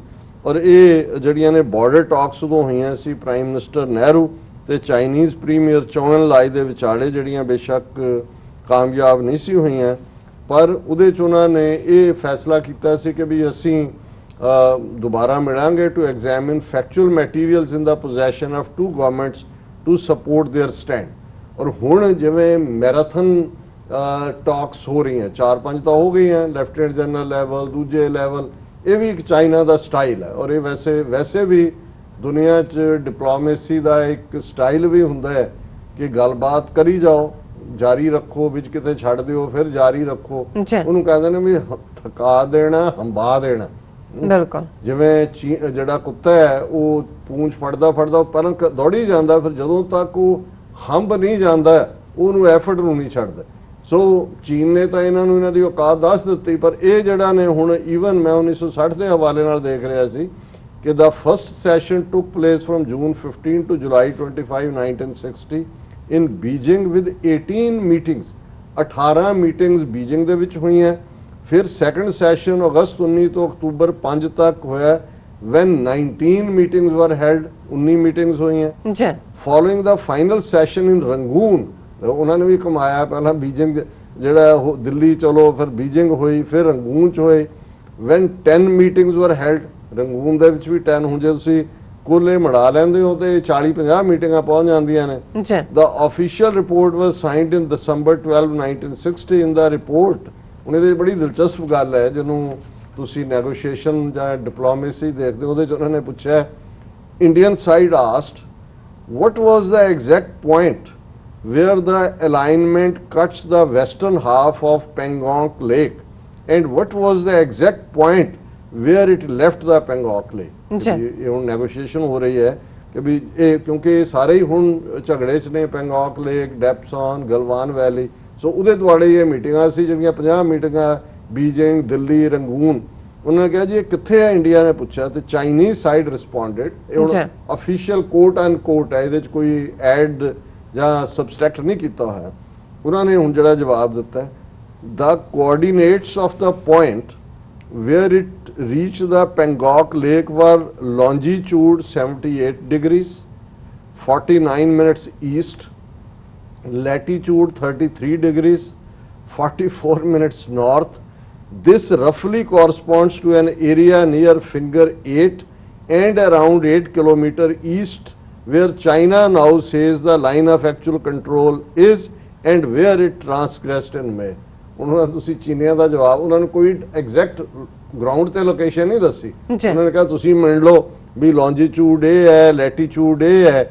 ਫਿਰ ਉਹਨਾਂ ਨੇ ਕਿਹਾ ਜੀ, ਇਹਨਾਂ ਨੇ ਕਿਹਾ ਕਿ ਇਹ ਜਿਹੜਾ ਬਣਦਾ ਫਿੰਗਰ 8 ਤੇ 8 ਕਿਲੋਮੀਟਰ ਈਸਟ ਹੈ। ਔਰ ਫਿਰ ਉਹਨਾਂ ਨੇ ਕਿਹਾ ਵੀ ਹੁਣ ਇਸੇ ਤਰ੍ਹਾਂ ਜਦੋਂ ਗਲਵਾਨ ਵੈਲੀ ਵਾਲੇ ਗੱਲ ਰਿਗਾਰਡਿੰਗ ਦਾ ਗਲਵਾਨ ਵੈਲੀ ਵੈਨ ਇੰਡੀਆ ਆਸਕਡ ਇਨ 1960, 60 ਸਾਲ ਪਹਿਲਾਂ 1960 ਚ ਪੁੱਛਿਆ for heights of peaks and locations of passes in the area, ਕਿ ਵੀ ਕਿਹੜੀਆਂ ਹਾਈਟਸ ਤੇ ਕਿਹੜੇ ਦਰੇ ਨੇ ਜਿਹੜੇ ਤੇ ਤੁਹਾਡਾ ਕਲੇਮ ਹੈ।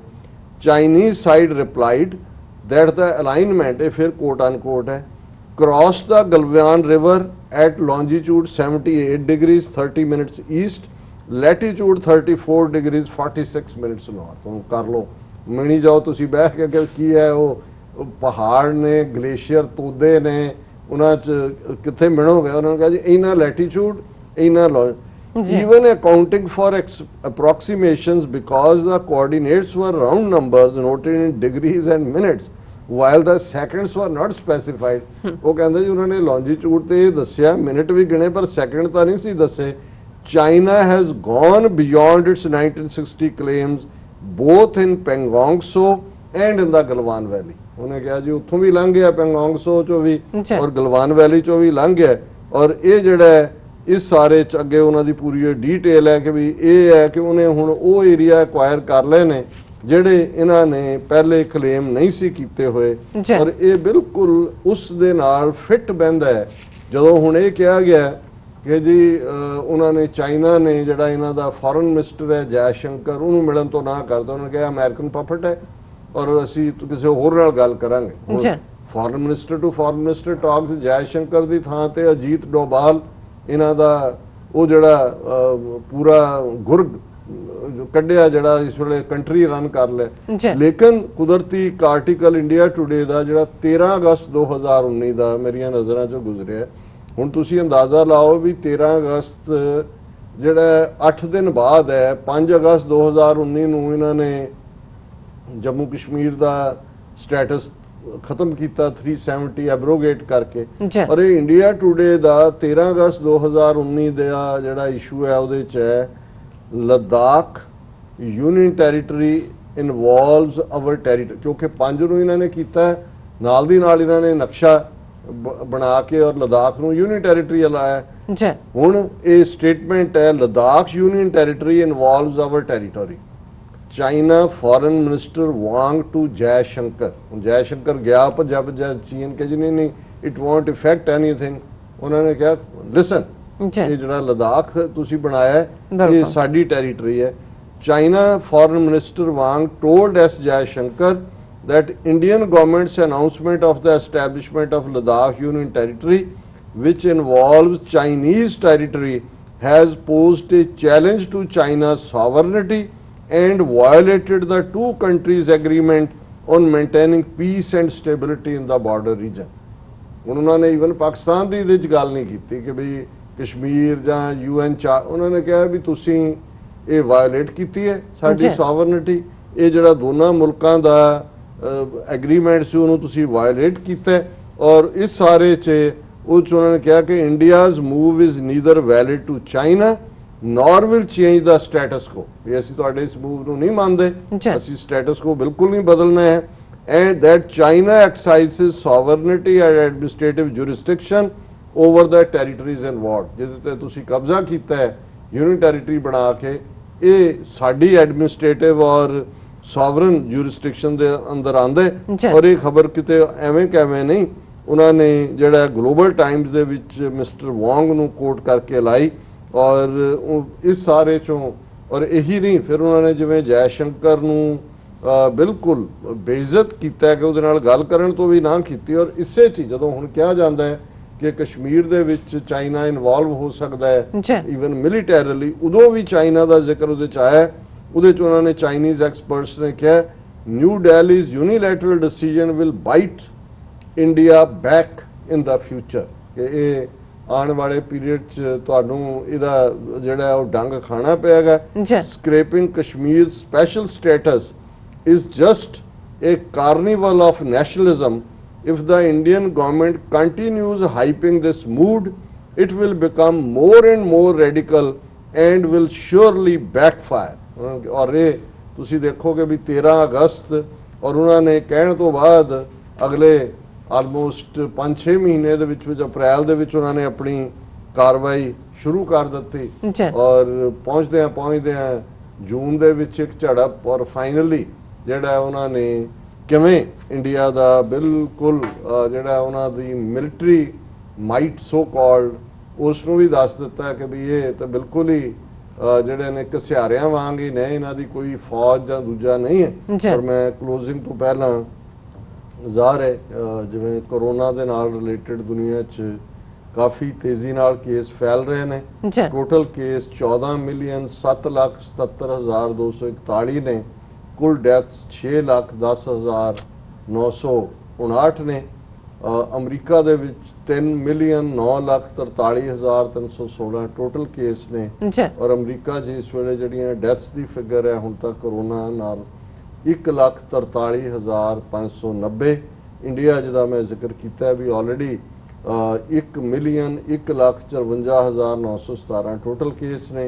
28,099 डेथ्स ने ਜਿਹੜੀਆਂ ਰਿਕਾਰਡਡ ਨੇ। ਪਾਕਿਸਤਾਨ 12ਵੇਂ ਨੰਬਰ ਤੇ ਹੈ, 2,65,083 ਟੋਟਲ ਕੇਸ ਨੇ ਔਰ 5,599 ਜਿਹੜੀਆਂ ਨੇ ਕੁੱਲ ਡੈਥਸ ਨੇ। ਜੀ ਡਾਕਟਰ ਸਾਹਿਬ ਤੁਹਾਡਾ ਬਹੁਤ ਬਹੁਤ ਸ਼ੁਕਰੀਆ, ਤੁਸੀਂ ਸਾਰੀ ਜਾਣਕਾਰੀ ਸਾਡੇ ਦਰਸ਼ਕਾਂ ਨਾਲ ਸ਼ੇਅਰ ਕੀਤੀ। ਸੋ ਇੱਥੇ ਲੈਣੇ ਬ੍ਰੇਕ। ਵਿਊਅਰਸ ਤੁਸੀਂ ਸਾਡੇ ਨਾਲ ਇਸੇ ਤਰ੍ਹਾਂ ਹੀ ਬਣੇ ਰਹਿਣਾ, ਮਿਲਦੇ ਹਾਂ ਛੋਟੇ ਜਿਹੇ ਬ੍ਰੇਕ ਤੋਂ ਬਾਅਦ।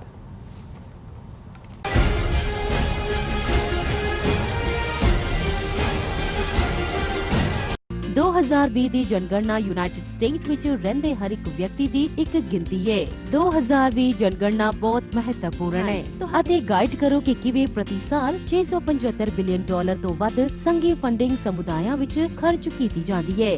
ਤੁਸੀਂ ਇੱਕ ਕੰਪਿਊਟਰ, ਟੈਬਲੇਟ ਜਾਂ ਮੋਬਾਈਲ ਫੋਨ ਤੋਂ ਦਿਨ ਵਿੱਚ 24 ਘੰਟੇ ਆਨਲਾਈਨ ਜਵਾਬ ਦੇ ਸਕਦੇ ਹੋ। ਤੁਹਾਡੀ ਜਾਣਕਾਰੀ ਗੁਪਤ ਹੈ। ਆਪਣੇ ਆਪ ਨੂੰ ਸਿੱਖਾਂ ਵਜੋਂ ਕਾਊਂਟ ਕਰਨ ਵਾਸਤੇ ਆਪਾਂ ਸੈਕਸ਼ਨ 9 ਦੇ ਵਿੱਚ ਜਦ ਜਾਵਾਂਗੇ, ਉੱਥੇ ਸਮ ਅਦਰ ਰੇਸ ਦੇ ਵਿੱਚ ਆਪਾਂ ਸਹੀ ਦਾ ਨਿਸ਼ਾਨ ਲਗਾਵਾਂਗੇ ਤੇ ਉਸ ਦੇ ਵਿੱਚ ਸਿੱਖ ਲਿਖਾਂਗੇ ਜਾਂ ਟਾਈਪ ਕਰਾਂਗੇ।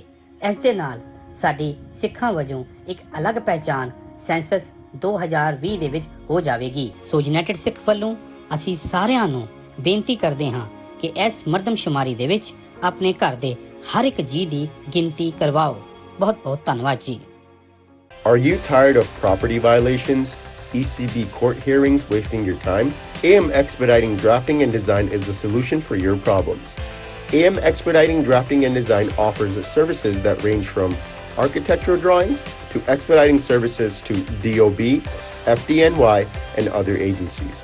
Or visit their location at 116-15 Myrtle Avenue in Richmond Hill. Call AM Expediting Drafting and Design now at 718-725-0059.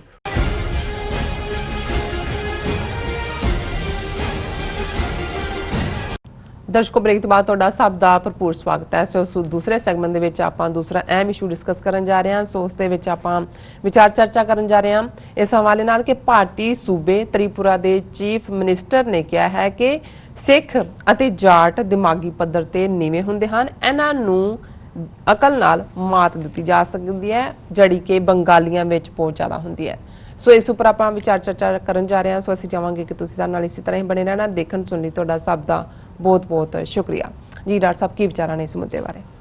ਦੇਖੋ, ਮੈਂ ਇਹ ਸਮਝਦਾ ਹਾਂ ਵੀ ਗੁਰਬਾਣੀ ਦੇ ਵਿੱਚ ਅਸੀਂ ਇੱਕ ਫਰਮਾਨ ਜਦੋਂ ਪੜ੍ਹਦੇ ਹਾਂ ਕਿ ਜੋ ਜੀ ਹੋਏ ਸੋ ਉਗਵੈ, ਮੂੰਹ ਕਾ ਕਿਹਾ ਵਾਓ, ਬੀਜੈ ਬਿਖ ਮੰਗੇ ਅੰਮ੍ਰਿਤ, ਵੇਖੋ ਇਹੋ ਨਿਆਓ।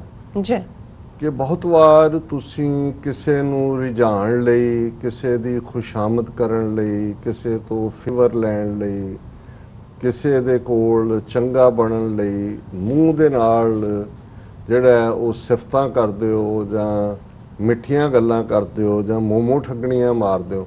ਪਰ ਕੋਈ ਪਲ ਐਸੇ ਹੁੰਦੇ ਨੇ ਜਿਹਨੂੰ ਤੁਸੀਂ ਆਫ ਗਾਰਡ ਵੀ ਹੁੰਦੇ ਹੋ ਜਾਂ ਜਿਹੜੀ ਤੁਹਾਡੇ ਅੰਦਰ ਹੁੰਦਾ ਹੈ ਉਹ ਬਾਹਰ ਆ ਜਾਂਦਾ। ਪਰ ਇਸ ਲਈ ਗੁਰੂ ਸਾਹਿਬ ਨੇ ਕਿਹਾ ਵੀ ਅਲਟੀਮੇਟਲੀ ਮੂੰਹ ਚੋਂ ਤਾਂ ਹਵਾ ਨਿਕਲਦੀ ਹੈ, ਹਵਾ ਦੇ ਨਾਲ ਤੁਸੀਂ ਜੋ ਮਰਜ਼ੀ ਕਿਲੇ ਬਣਾ ਲਓ ਝੂਠ ਦੇ ਲਫ਼ਜ਼ਾਂ ਦੇ, ਪਰ ਅਲਟੀਮੇਟਲੀ ਜੋ ਤੁਹਾਡੇ ਅੰਦਰ ਹੈ, ਜੋ ਜੀ ਹੋਏ, ਉਹ ਕਿਤੇ ਨਾ ਕਿਤੇ ਬਾਹਰ ਆ ਜਾਂਦਾ ਹੈ।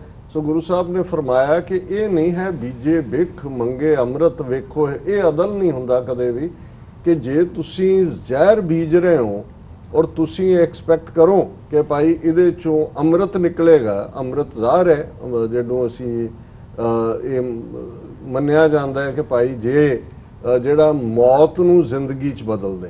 ਜੀ ਬੇਸ਼ੱਕ ਇਹ ਇੱਕ ਡ੍ਰੀਮ ਵੀ ਹੈ, ਲੇਕਿਨ ਅਸੀਂ ਰੂਹਾਨੀ ਦੁਨੀਆ ਦੇ ਵਿੱਚ ਇਸ ਨੂੰ ਦੇਖਦੇ ਹਾਂ ਕਿ ਜਿਹੜੇ ਰੱਬ ਤੋਂ ਦੂਰ ਹੁੰਦੇ ਨੇ ਉਹ ਜ਼ਹਿਰ ਵਾਲਾ ਜੀਵਨ ਜੀ ਰਹੇ ਹੁੰਦੇ ਨੇ। ਦੁਨਿਆਵੀ ਐਸ਼ੋ ਇਸ਼ਰਤ ਹੀ ਜ਼ਹਿਰ ਹੈ, ਔਰ ਜਦੋਂ ਉਹ ਰੱਬ ਦੀ ਜਿਹੜੀ ਹੈ ਸੂਝ ਵੱਲ, ਰੱਬ ਦੇ ਪਿਆਰ ਵੱਲ, ਰੱਬ ਦੀ ਇਬਾਦਤ ਵੱਲ, ਰੱਬ ਦੇ ਇਸ਼ਕ ਵੱਲ ਤੁਰਦੇ ਨੇ ਤੇ ਮਾਨੋ ਉਹਨਾਂ ਦੀ ਇੱਕ ਨਵੀਂ ਜ਼ਿੰਦਗੀ ਰੂਹਾਨੀਅਤ ਦੀ ਸ਼ੁਰੂ ਹੁੰਦੀ ਹੈ।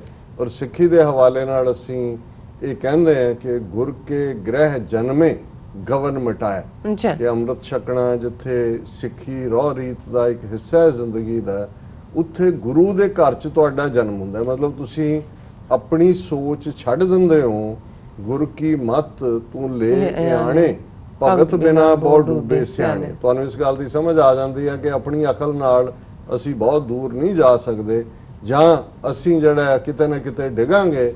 ਜਿਨ੍ਹਾਂ ਨੇ ਆਪਣੀ ਜ਼ਿੰਦਗੀ ਸੱਚਮੁੱਚ ਰੱਬ ਦੀ ਇਬਾਦਤ, ਰੱਬ ਦੇ ਪਿਆਰ, ਰੱਬ ਦਾ ਰੂਪ ਹੋ ਕੇ ਗੁਜ਼ਾਰੀ ਹੈ, ਜੇ ਅਸੀਂ ਉਹਨਾਂ ਦੀਆਂ ਟੀਚਿੰਗਸ, ਉਹਨਾਂ ਦੀਆਂ ਸਿੱਖਿਆਵਾਂ, ਉਹਨਾਂ ਦੀਆਂ ਕਈਆਂ ਗੱਲਾਂ ਤੇ ਅਮਲ ਕਰਾਂਗੇ ਤੇ ਜ਼ਿੰਦਗੀ ਦੇ ਵਿੱਚ ਆਨੰਦ ਹੋਏਗਾ, ਸੁੱਖ ਹੋਏਗਾ, ਖੁਸ਼ੀ ਹੋਏਗੀ।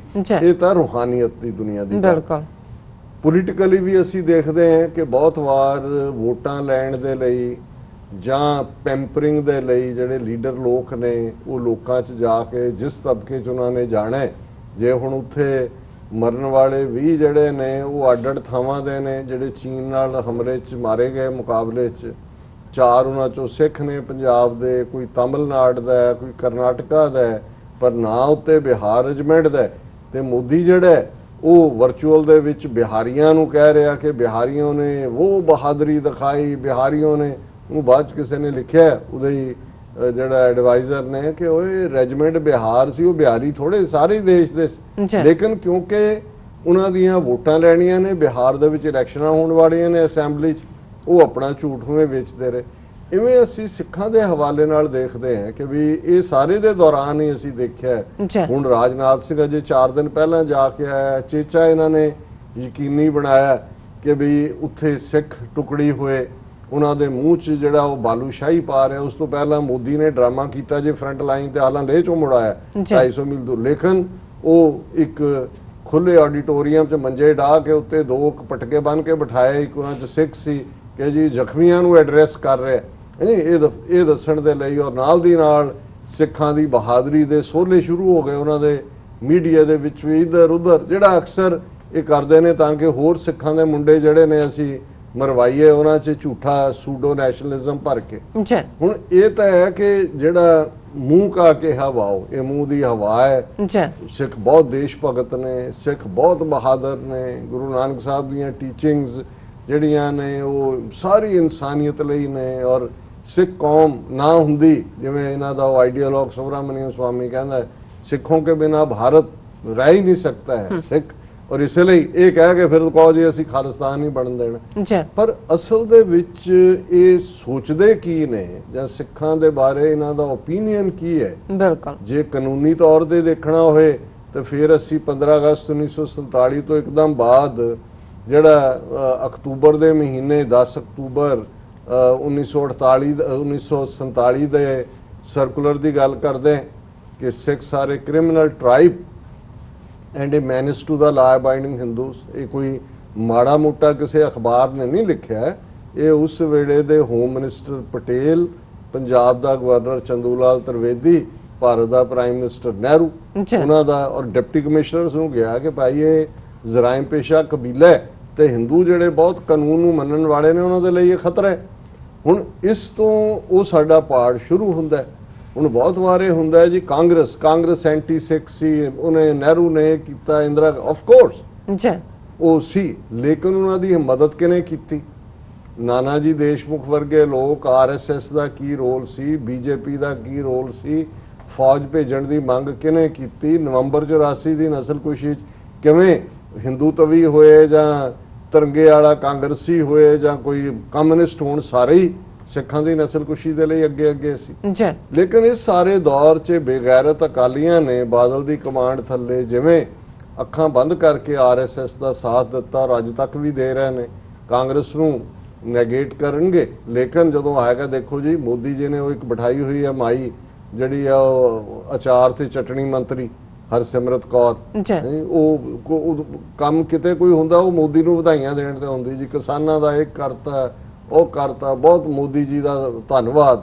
ਔਰ ਦਵਾਨੀ ਪੰਜਾਬ ਨੂੰ ਨਹੀਂ ਦਿੱਤੀ ਹੈ, ਸਰਕਾਰ ਵੀ ਪੰਜਾਬ ਦੀ ਜਿਹੜੀ ਆ ਉਹ ਸਰਕਾਰੀ ਜ਼ਮੀਨਾਂ ਵੇਚਣ ਤੇ ਲੱਗੀ ਹੈ। ਗੁਰੂ ਨਾਨਕ ਥਰਮਲ ਪਲਾਂਟ ਬਠਿੰਡੇ ਨੂੰ ਜਿਹੜਾ ਉਹ ਵੇਚ ਰਹੇ ਨੇ, ਲੁਧਿਆਣੇ ਦੇ ਨੇੜੇ ਇੱਕ ਵੱਡਾ ਪਾਰਕ ਜਿਹੜਾ ਉਹਨੂੰ ਇੰਡਸਟਰੀ ਡਿਵੈਲਪ ਕਰਨ ਦੇ ਨਾਂ ਥੱਲੇ ਉਹਦੀਆਂ ਜ਼ਮੀਨਾਂ ਵੇਚ ਰਹੇ ਨੇ। ਸੋ ਉਹ ਤਾਂ ਚੱਲ ਹੀ ਰਿਹਾ, ਲੇਕਿਨ ਇਹਨਾਂ ਦੀ ਜ਼ਹਿਨੀਅਤ 'ਚ ਕੀ ਹੈ? ਹੁਣ ਜਿਹੜੀਆਂ ਨਾਰਥ ਈਸਟ ਸਟੇਟਾਂ ਨੇ ਭਾਰਤ ਦੀਆਂ 7, ਉਹਨਾਂ ਦੇ ਵਿੱਚ ਤ੍ਰਿਪੁਰਾ ਇੱਕ ਫੁੱਲ ਫਲੈਜਡ ਸਟੇਟ ਹੈ, ਔਰ ਤ੍ਰਿਪੁਰਾ ਦੇ ਵਿੱਚ ਜਿਹੜੇ ਬੰਗਾਲੀ ਬੋਲਣ ਵਾਲੇ, ਬੰਗਲਾ ਸਪੀਕਿੰਗ ਬੰਗਾਲੀ, ਉਹਨਾਂ ਦਾ ਖਾਸਾ ਨੰਬਰ ਹੈ। ਥੋੜੇ ਬਹੁਤ ਲੋਕਲ ਟ੍ਰਾਈਬਸ ਵੀ ਨੇ। ਸੋ ਕਿਸੇ ਵੇਲੇ ਉੱਥੇ CPIM ਦੀ ਹਕੂਮਤ ਰਹੀ, ਫਿਰ ਈਵਨ ਤ੍ਰਿਣਮੂਲ ਕਾਂਗਰਸ ਮਮਤਾ ਬੈਨਰਜੀ ਕਿਉਂਕਿ ਬੰਗਾਲੀਆਂ ਦਾ ਬੇਸ ਹੈ, ਤੇ ਹੁਣ ਤ੍ਰਿਪੁਰਾ ਦੇ ਵਿੱਚ BJP ਦੀ ਹਕੂਮਤ ਹੈ, ਔਰ ਉਹਨਾਂ ਦਾ ਚੀਫ ਮਿਨਿਸਟਰ ਜਿਹੜਾ ਹੈ ਬਿਪਲਬ ਦੇਵ BJP ਦਾ ਹੈ, ਔਰ ਪੂਰੀ ਹਕੂਮਤ ਹੈ, ਫੁੱਲ ਫਲੈਜ ਚੀਫ ਮਿਨਿਸਟਰ ਹੈ ਸੂਬਾ ਤ੍ਰਿਪੁਰਾ ਭਾਰਤ ਦਾ। ਹੁਣ ਉਹਨੇ ਇੱਕ ਜਿਹੜਾ ਉਹ ਗੈਦਰਿੰਗ ਨੂੰ ਐਡਰੈਸ ਕਰ ਰਿਹਾ ਬੰਗਲਾ ਦੇ ਵਿੱਚ, ਉਹ ਮੈਂ ਵੀਡੀਓ ਵੀ ਦਿਖਾ ਸਕਦਾ ਸੀ ਪਰ ਉਹ ਬੰਗਲਾ ਹੈ, ਉਹ ਵਕਤ ਮੈਂ ਜ਼ਾਇਆ ਨਹੀਂ ਕਰਨਾ ਚਾਹੁੰਦਾ। ਹੁਣ ਉਸ ਦੇ ਵਿੱਚ ਉਹ ਐਡਰੈਸ ਕਰਦੇ ਆ, ਕਹਿੰਦਾ ਹੈ ਜਿਹੜਾ ਜਿਸ ਦੇ ਉੱਤੇ ਈਵਨ ਕਾਂਗਰਸ ਦਾ ਸੂਰਜੇਵਾਲਾ, ਕਿਉਂਕਿ ਇਹ ਵੀ ਜਾਟ ਹੈ ਹਰਿਆਣਵੀ। ਹੁਣ ਇਹ ਜਿਹੜੀਆਂ ਦੋਨੋਂ ਦੀਆਂ ਟਿੱਪਣੀਆਂ ਨੇ ਉਹ ਸਿੱਖ ਸਪੈਸੀਫਿਕ ਹੈ, ਸਿੱਖ ਉਹਨੇ ਸਿੱਧਾ ਕਿਹਾ, ਔਰ ਜੱਟ ਇਹਦਾ ਮਤਲਬ ਇਹ ਹੈ ਕਿ ਵੀ ਈਵਨ ਜਿਹੜੇ ਗੈਰ ਸਿੱਖ ਜੱਟ ਵੀ ਨੇ, ਜਿਨ੍ਹਾਂ 'ਚ ਹਰਿਆਣੇ ਦੇ ਜਾਟ ਨੇ, ਰਾਜਸਥਾਨ ਦੇ ਨੇ, ਭਰਤਪੁਰ ਦੇ ਨੇ, ਵੈਸਟਰਨ UP ਹੈ, ਵੱਡੀ ਪੋਪੂਲੇਸ਼ਨ ਜਾਟ ਹੈ, ਉਹਨਾਂ ਸਾਰਿਆਂ ਨੂੰ ਉਹਨੇ ਇਹ ਕਹਿ ਕੇ ਉਹਦੇ 'ਚ ਉਹਨੇ ਜਿਹੜੀ ਕਿ ਉਹਦੀ ਸਪੀਚ ਸਾਰੀ ਸੋਸ਼ਲ ਮੀਡੀਆ ਤੇ ਵੀ ਆਈ ਹੈ, ਜਿਹਦੇ 'ਚ ਉਹ ਕਹਿੰਦਾ ਕਿ Sikhs and Jats are both strongly built but have low intellect and that they can be counted on intelligence if not physical prowess। ਇਹ ਹੈ ਕਿ ਇਹਨਾਂ ਨੂੰ ਅਕਲ ਦੇ ਨਾਲ ਮਾਰੋ, ਕਲਮ ਦੇ ਨਾਲ। ਉਹਨੇ ਉਹ ਕਹਿੰਦਾ ਹੈ ਵੀ ਇਹ ਸਿੱਖ ਔਰ ਜਾਟ ਇਹ ਜਿਹੜੇ ਭਾਵੇਂ ਫਿਜ਼ੀਕਲੀ ਬੜੇ ਮਜ਼ਬੂਤ ਨੇ, ਲੰਮੇ ਚੌੜੇ ਨੇ, ਇਹਨਾਂ ਨੂੰ ਤੁਸੀਂ ਇਹ ਆਪਣੇ ਉਹਨਾਂ ਤ੍ਰਿਪੁਰਾ ਦੇ ਬੰਗਾਲੀਆਂ ਨੂੰ ਕਹਿ ਰਹੇ ਜੀ ਕਿ ਵੀ ਇਹਨਾਂ ਨੂੰ ਤੁਸੀਂ ਵੈਸੇ ਤਾਂ ਨਹੀਂ ਕੁੱਟ ਸਕਦੇ, ਪਰ ਇਹਨਾਂ ਦੀ ਅਕਲ ਬੜੀ ਘੱਟ ਹੁੰਦੀ ਹੈ, ਜਾਂ ਇਹ ਬੇਅਕਲੇ ਨੇ, ਬੇਵਕੂਫ ਨੇ, ਦੇਖੋ ਇਹਨਾਂ ਨੂੰ ਤੁਸੀਂ ਅਕਲ ਦੇ ਨਾਲ ਮਾਰ ਸਕਦੇ ਹੋ। ਔਰ ਇਹਦੇ ਅਗੇਨ ਉਹ ਇਹ ਕਹਿੰਦਾ ਕਿ ਭਾਈ ਇਹ they are with low intellect and that they can be counted on intelligence if not physical prowess। फिर उन्हें क्या कि भी Bengalis are known all over the world for their sharp intellect and no one can win over Bengalis in intelligence। ਹੁਣ ਇੱਕ ਪਾਸੇ ਜਿੱਥੇ ਉਹ ਸਿੱਖਾਂ ਔਰ ਜਾਟਾਂ ਨੂੰ ਜ਼ਾਹਰ ਹੈ ਇਹ ਉਹਨਾਂ ਦਾ ਜਿਹੜਾ ਉਹਨਾਂ ਨੂੰ ਜਿਹੜਾ ਉਹ ਬਿਲਕੁਲ ਉਹਨਾਂ ਦੀ ਬੇਇੱਜ਼ਤੀ ਕਰ ਰਿਹਾ ਹੈ, ਉਹਨਾਂ ਦੇ ਉੱਤੇ ਕਿਤੇ ਵੀ ਇਸ ਮੁਲਕ 'ਚ ਹੁੰਦਾ ਹੁਣ ਤੱਕ ਇੱਥੇ ਦਾ ਅਸੀਂ ਦੇਖ ਰਹੇ ਹਾਂ ਕਿ ਭਾਈ ਪੁਲਿਸ ਦਾ ਕੀ ਵਰਤਾਰਾ ਹੈ, ਬਲੈਕ ਲਾਈਵਸ ਮੈਟਰ ਸ਼ੁਰੂ ਹੋ ਗਿਆ, ਕੋਈ ਹੋਰ ਹੋ ਗਿਆ, ਪਰ ਉੱਥੇ ਇੱਕ ਇਲੈਕਟਿਡ ਬੰਦਾ ਜਿਹੜਾ ਕਨਸਟੀਟਿਊਸ਼ਨ ਦੀ ਸਹੁੰ ਖਾਂਦਾ ਹੈ, ਜਿਹੜਾ ਕਨਸਟੀਟਿਊਸ਼ਨ ਹਰ ਜਿਹੜਾ ਸਿਟੀਜ਼ਨ ਨੂੰ ਬਰਾਬਰ ਦੇ ਹੱਕ ਦਿੰਦਾ ਹੈ, ਮਤਲਬ ਮੁਸਲਮਾਨਾਂ ਬਾਰੇ ਇਸਲਾਮ ਨੂੰ ਭੰਡਣਾ ਇਹ ਤਾਂ ਉੱਥੇ ਰੋਜ਼ ਦਾ ਕੰਮ ਬਣਿਆ ਹੀ ਹੋਇਆ। ਉੱਥੇ ਤੁਸੀਂ ਜੋ ਮਰਜ਼ੀ ਉਹਨੂੰ ਕਹਿ ਦਿਓ ਉਹਨਾਂ ਦੇ, ਲੇਕਿਨ ਉਹ ਵੀ ਜਿਹੜੇ ਉਹਨਾਂ ਦੇ ਇਲੈਕਟਿਡ ਆਫੀਸ਼ੀਅਲ ਉੱਥੇ ਹੁੰਦੇ ਨੇ ਉਹ ਕਹਿਣ ਤੋਂ ਬਚਦੇ ਨੇ, ਕਿਉਂਕਿ ਮਾੜਾ ਮੋਟਾ ਉਹਨਾਂ ਨੂੰ ਹੁੰਦਾ ਕਿ ਵੀ ਅਦਾਲਤ ਜਾਣਗੇ ਕਿ ਵੀ ਕੀ ਕਹਿ ਰਿਹਾ, ਫਿਰ ਉਹ ਕਹਿਣਗੇ ਨਹੀਂ ਨਹੀਂ मैंने ऐसे तो नहीं कहा था, मेरा ये लेकिन एक इलैक्टेड चीफ मिनिस्टर शरेआम खलो के ये कह रहा कि भी इन्हां नूं तुसीं ਇਹ ਖੋਤੇ ਨੇ ਔਰ ਇਹਨਾਂ ਨੂੰ ਤੁਸੀਂ ਅਕਲ ਦੇ ਨਾਲ ਮਾਰੋ। ਵੈਸੇ ਹੁਣ ਇਸ ਸਾਰੇ ਦੇ ਉੱਤੇ ਜਿਹੜਾ ਉਹਨਾਂ ਨੇ ਕਾਂਗਰਸ ਨੇ ਫੌਰਨ ਉਹਨਾਂ ਦਾ ਸੂਰਜੇਵਾਲਾ ਇਹ ਵੀ ਜਾਟ ਹੈ ਹਰਿਆਣੇ ਦਾ, ਉਹਦਾ ਪੂਰਾ ਨਾਂ ਜਿਹੜਾ ਹੈ ਸ਼ਾਇਦ ਭੁਪਿੰਦਰ ਸਿੰਘ ਕੇ ਕੀ ਹੈਗਾ, ਪਰ ਉਹਨੇ ਕਿਹਾ this is shameful and unfortunate. Tripura CM has publicly demeaned the Sikh brothers from Punjab and Jats from Haryana by saying that both of them are low on intellect. This is the result of BJP's petty mentality. Why are Mr. Khattar, Haryana Chief Minister, Dushyant Chutiala, jada khud Jat hai, Deputy Chief Minister, they are silent? Where is Mr. Narendra Modi and Mr. JP Nadda? JP Nadda BJP da president hai. They should feel sorry to take action, said Surjewala. ਹੁਣ ਮੈਂ ਇਹ ਸਮਝਦਾ ਵੀ ਇਸ 'ਚ ਕੋਈ ਬਹੁਤਾ ਕੁਛ add ਕਰਨ ਦੀ ਲੋੜ ਤਾਂ ਨਹੀਂ ਪੈਂਦੀ ਕਿ ਵੀ ਉਹਨਾਂ ਨੇ ਕਿਹਾ ਕਿ ਵੀ ਇਹ ਨਾਲ ਉਹਨੇ ਪੁੱਛਿਆ ਇਹ ਕਿ ਵੀ does PM Narendra Modi who talks of ਸਬਕਾ ਸਾਥ ਸਬਕਾ ਵਿਕਾਸ approve of this despicable statement of Tripura CM? ਔਰ ਉਹਨੇ ਕਿਹਾ ਵੀ ਹਰਦੀਪ ਪੁਰੀ ਪੱਗ ਬਨ ਕੇ ਬੈਠਾ ਹੈ ਜਿਹੜਾ ਮੋਦੀ ਦਾ, ਉਹ ਦੱਸੇਗਾ ਵੀ ਉਹ ਖੋਤਾ ਜਿਹੜਾ ਇਹਨਾਂ ਅਕਲ ਵਾਲਿਆਂ ਦੇ ਵਿੱਚ ਕਿਵੇਂ ਬੈਠਾ ਹੈ। ਔਰ ਇਸ ਸਾਰੇ ਚੋਂ ਜਿਹੜਾ ਚਾਰ ਚਫੇਰੇ ਬੇਸ਼ੱਕ ਆਮ ਕੁਝ ਲੋਕਾਂ ਵੱਲੋਂ ਇਸ ਨੂੰ ਜਿਹੜਾ ਇਸ ਦੀ ਨਿੰਦਿਆ ਹੋ ਰਹੀ ਹੈ, ਪਰ ਮੈਨੂੰ ਇਹਦੇ ਤੇ ਹੈਰਾਨੀ ਨਹੀਂ ਹੋਈ। ਇਹ ਸਿਰਫ ਇਹੀ ਹੈ ਕਿ ਜੋ ਜੀ ਹੋਏ ਸੋ ਉਗਵੇ, ਮੂੰਹ ਕਾ ਕੇ ਹਵਾਓ ਅੰਦਰ ਉਹਨਾਂ ਦਾ ਬਾਹਰ ਆਇਆ। ਪਰ ਹੁਣ ਦੇਖਣਾ ਇਹ ਹੈ ਕਿ ਦੁਸ਼ਮਣ ਦਾ ਸਾਨੂੰ ਤਾਂ ਕੋਈ ਭੁਲੇਖਾ ਨਹੀਂ ਹੈ। ਜੇ ਅਸੀਂ ਕ੍ਰਿਮੀਨਲ ਟ੍ਰਾਈਬ ਹੈ, ਜ਼ਰਾਇਮ ਪੇਸ਼ਾ ਕਬੀਲਾ ਹੈ, ਤੇ ਜ਼ਰਾਇਮ ਪੇਸ਼ਾ ਲੋਕ ਤਾਂ ਲਾਲਚ ਹੁੰਦੇ ਨੇ, ਜੁਰਮ ਕਰਦੇ ਨੇ, ਅਕਲ ਤਾਂ ਦੂਰ ਦਾ ਜਰਾਇਮ ਕਰਨ ਵਾਲੇ ਸਕੂਲਾਂ 'ਚ ਤਾਂ ਨਹੀਂ ਜਾਂਦੇ, ਉਹ ਤਾਂ ਲਟੇਰੇ ਹੁੰਦੇ ਨੇ। ਔਰ ਇਹੀ ਗੱਲ ਜਦੋਂ ਸਰਦਾਰ ਕਪੂਰ ਸਿੰਘ ਅੱਜ ਤੋਂ ਆਲਮੋਸਟ ਜਿਹੜਾ ਉਹ 50 ਸਾਲ ਪਹਿਲਾਂ ਕੈਨੇਡਾ 'ਚ ਆਏ 1970 ਦੇ ਵਿੱਚ, ਔਰ ਇੱਕ ਵੱਡੇ ਪਬਲਿਕ ਇਕੱਠ ਦੇ ਵਿੱਚ ਅੰਗਰੇਜ਼ੀ 'ਚ ਉਹਨਾਂ ਦੀ ਸਪੀਚ ਸੀ। ਉਹਦੇ 'ਚ ਉਦੋਂ ਅਜੇ ਨਾ ਸੰਤ ਪਿੰਡਾਂ ਵਾਲੇ ਸੀਨ ਤੇ ਆਏ ਸੀ, ਖਾਲਿਸਤਾਨ ਦੀ ਮੰਗ ਵੀ ਨਹੀਂ ਸੀ।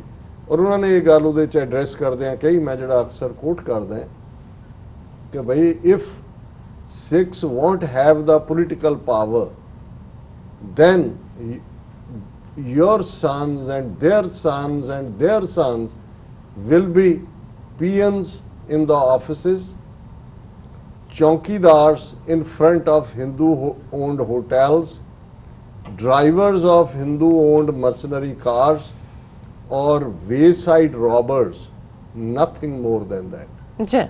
ਕਿ ਜੇ ਸਿੱਖਾਂ ਦੇ ਕੋਲ ਪੋਲੀਟੀਕਲ ਪਾਵਰ ਨਾ ਆਈ ਤਾਂ ਤੁਹਾਡੇ ਬੱਚੇ ਤੇ ਉਹਨਾਂ ਦੇ ਬੱਚੇ ਤੇ ਅੱਗੋਂ ਉਹਨਾਂ ਦੇ ਬੱਚੇ ਜਾਂ ਦਫ਼ਤਰਾਂ ਦੇ ਵਿੱਚ ਚਪੜਾਸੀ ਲੱਗੇ ਹੋਣਗੇ, ਜਾਂ ਹਿੰਦੂਆਂ ਦੀਆਂ ਮਲਕੀਤਾਂ ਵਾਲੇ ਹੋਟਲਾਂ ਦੇ ਬਾਹਰ ਸਿਕਿਉਰਿਟੀ ਗਾਰਡ ਹੋਣਗੇ, ਜਾਂ ਹਿੰਦੂਆਂ ਦੀ ਮਾਲਕੀ ਵਾਲੀਆਂ ਕਾਰਾਂ ਦੇ ਡਰਾਈਵਰ ਹੋਣਗੇ, ਤੇ ਜਾਂ ਲਟੇਰੇ ਹੋਣਗੇ।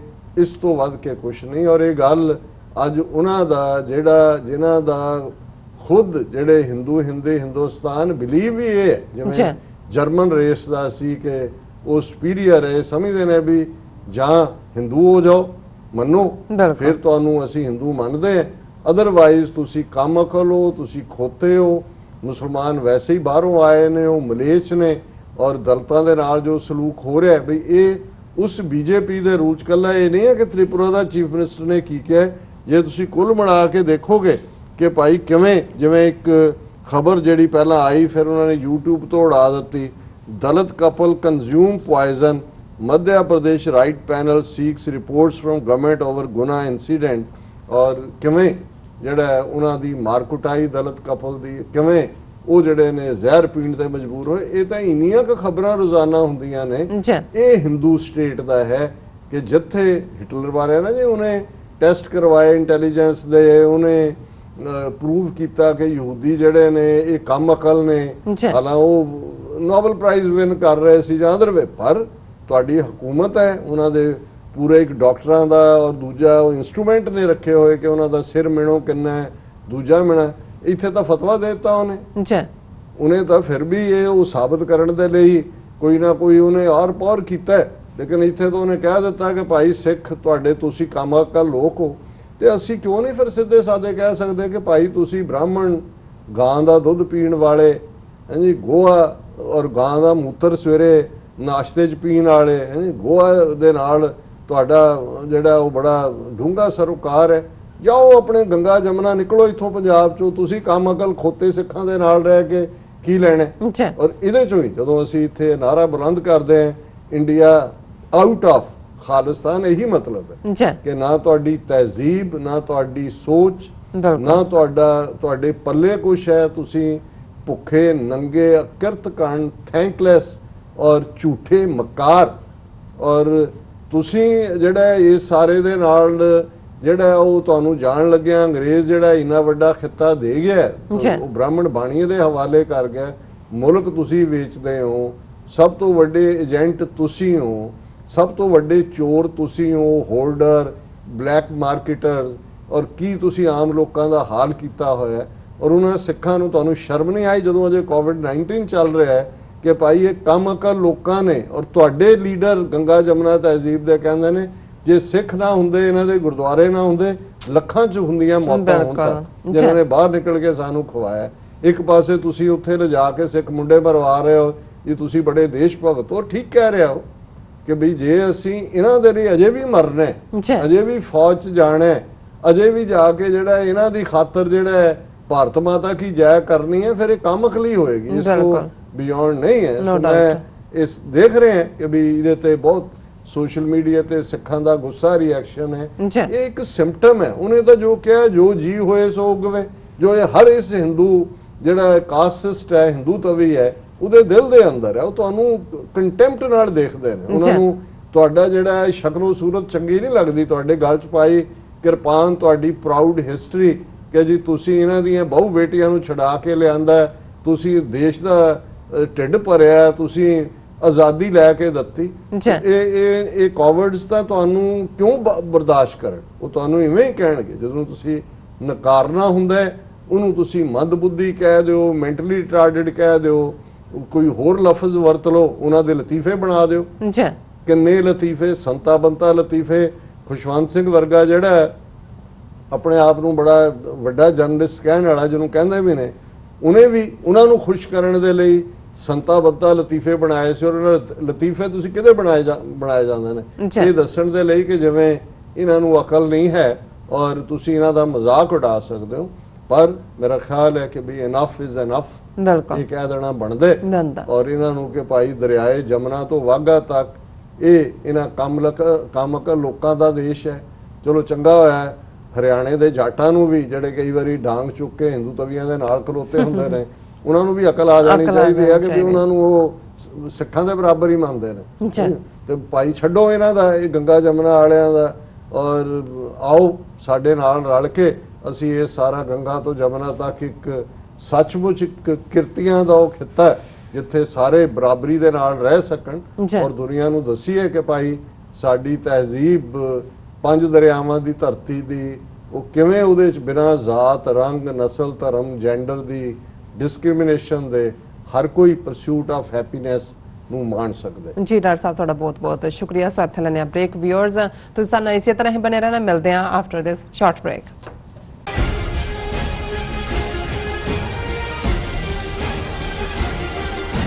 ਕੀ ਤੁਹਾਨੂੰ 30, 40 ਜਾਂ 50 ਦਿਨ ਵੇਟ ਕਰਨੀ ਪੈ ਰਹੀ ਹੈ ਤੁਹਾਡੇ ਚੈੱਕ ਲਈ? ਫਿਰ ਬ੍ਰੋਕਰਾਂ ਪਿੱਛੇ ਭੱਜਦੇ ਫਿਰਦੇ ਹੋ ਪੈਸੇ ਲਈ। ਬਹੁਤ ਜ਼ਿਆਦਾ ਟਾਈਮ ਵੇਸਟ ਹੋ ਜਾਂਦਾ ਇੱਦਾਂ ਤਾਂ। ਜੇ ਤੁਸੀਂ ਅੱਜ ਹੀ ਪੈਸੇ ਲੈਣੇ ਤਾਂ ਬੌਬਟੇਲ ਨੂੰ ਕਾਲ ਕਰੋ। ਬੌਬਟੇਲ ਤੁਹਾਡੀਆਂ ਇਨਵੌਇਸਿਸ ਸੇਮ ਡੇ ਫੰਡ ਕਰ ਸਕਦੇ ਹਨ for a small fee, no contract, no reserve and no hidden fees। ਅੱਜ ਹੀ ਕਾਲ ਕਰੋ ਬੌਬਟੇਲ ਨੂੰ ਤੇ ਤੁਹਾਡਾ ਪਹਿਲਾ ਮਹੀਨਾ ਫ੍ਰੀ। 410 204 2084। ਅਗੇਨ 410 204 2084। ਇਹ ਦੋ ਵਿਚਾਰਧਾਰਾਵਾਂ ਵਿਚਾਲੇ ਟੱਕਰ ਦੀ ਵਾਰਤਾ ਹੈ। ਇਹ ਕਿਤਾਬ ਪੁਜਾਰੀ ਦੀ ਸਮਰੱਥਾ ਤੇ ਤਿੱਖਾ ਪ੍ਰਹਾਰ ਕਰਦੀ ਹੈ।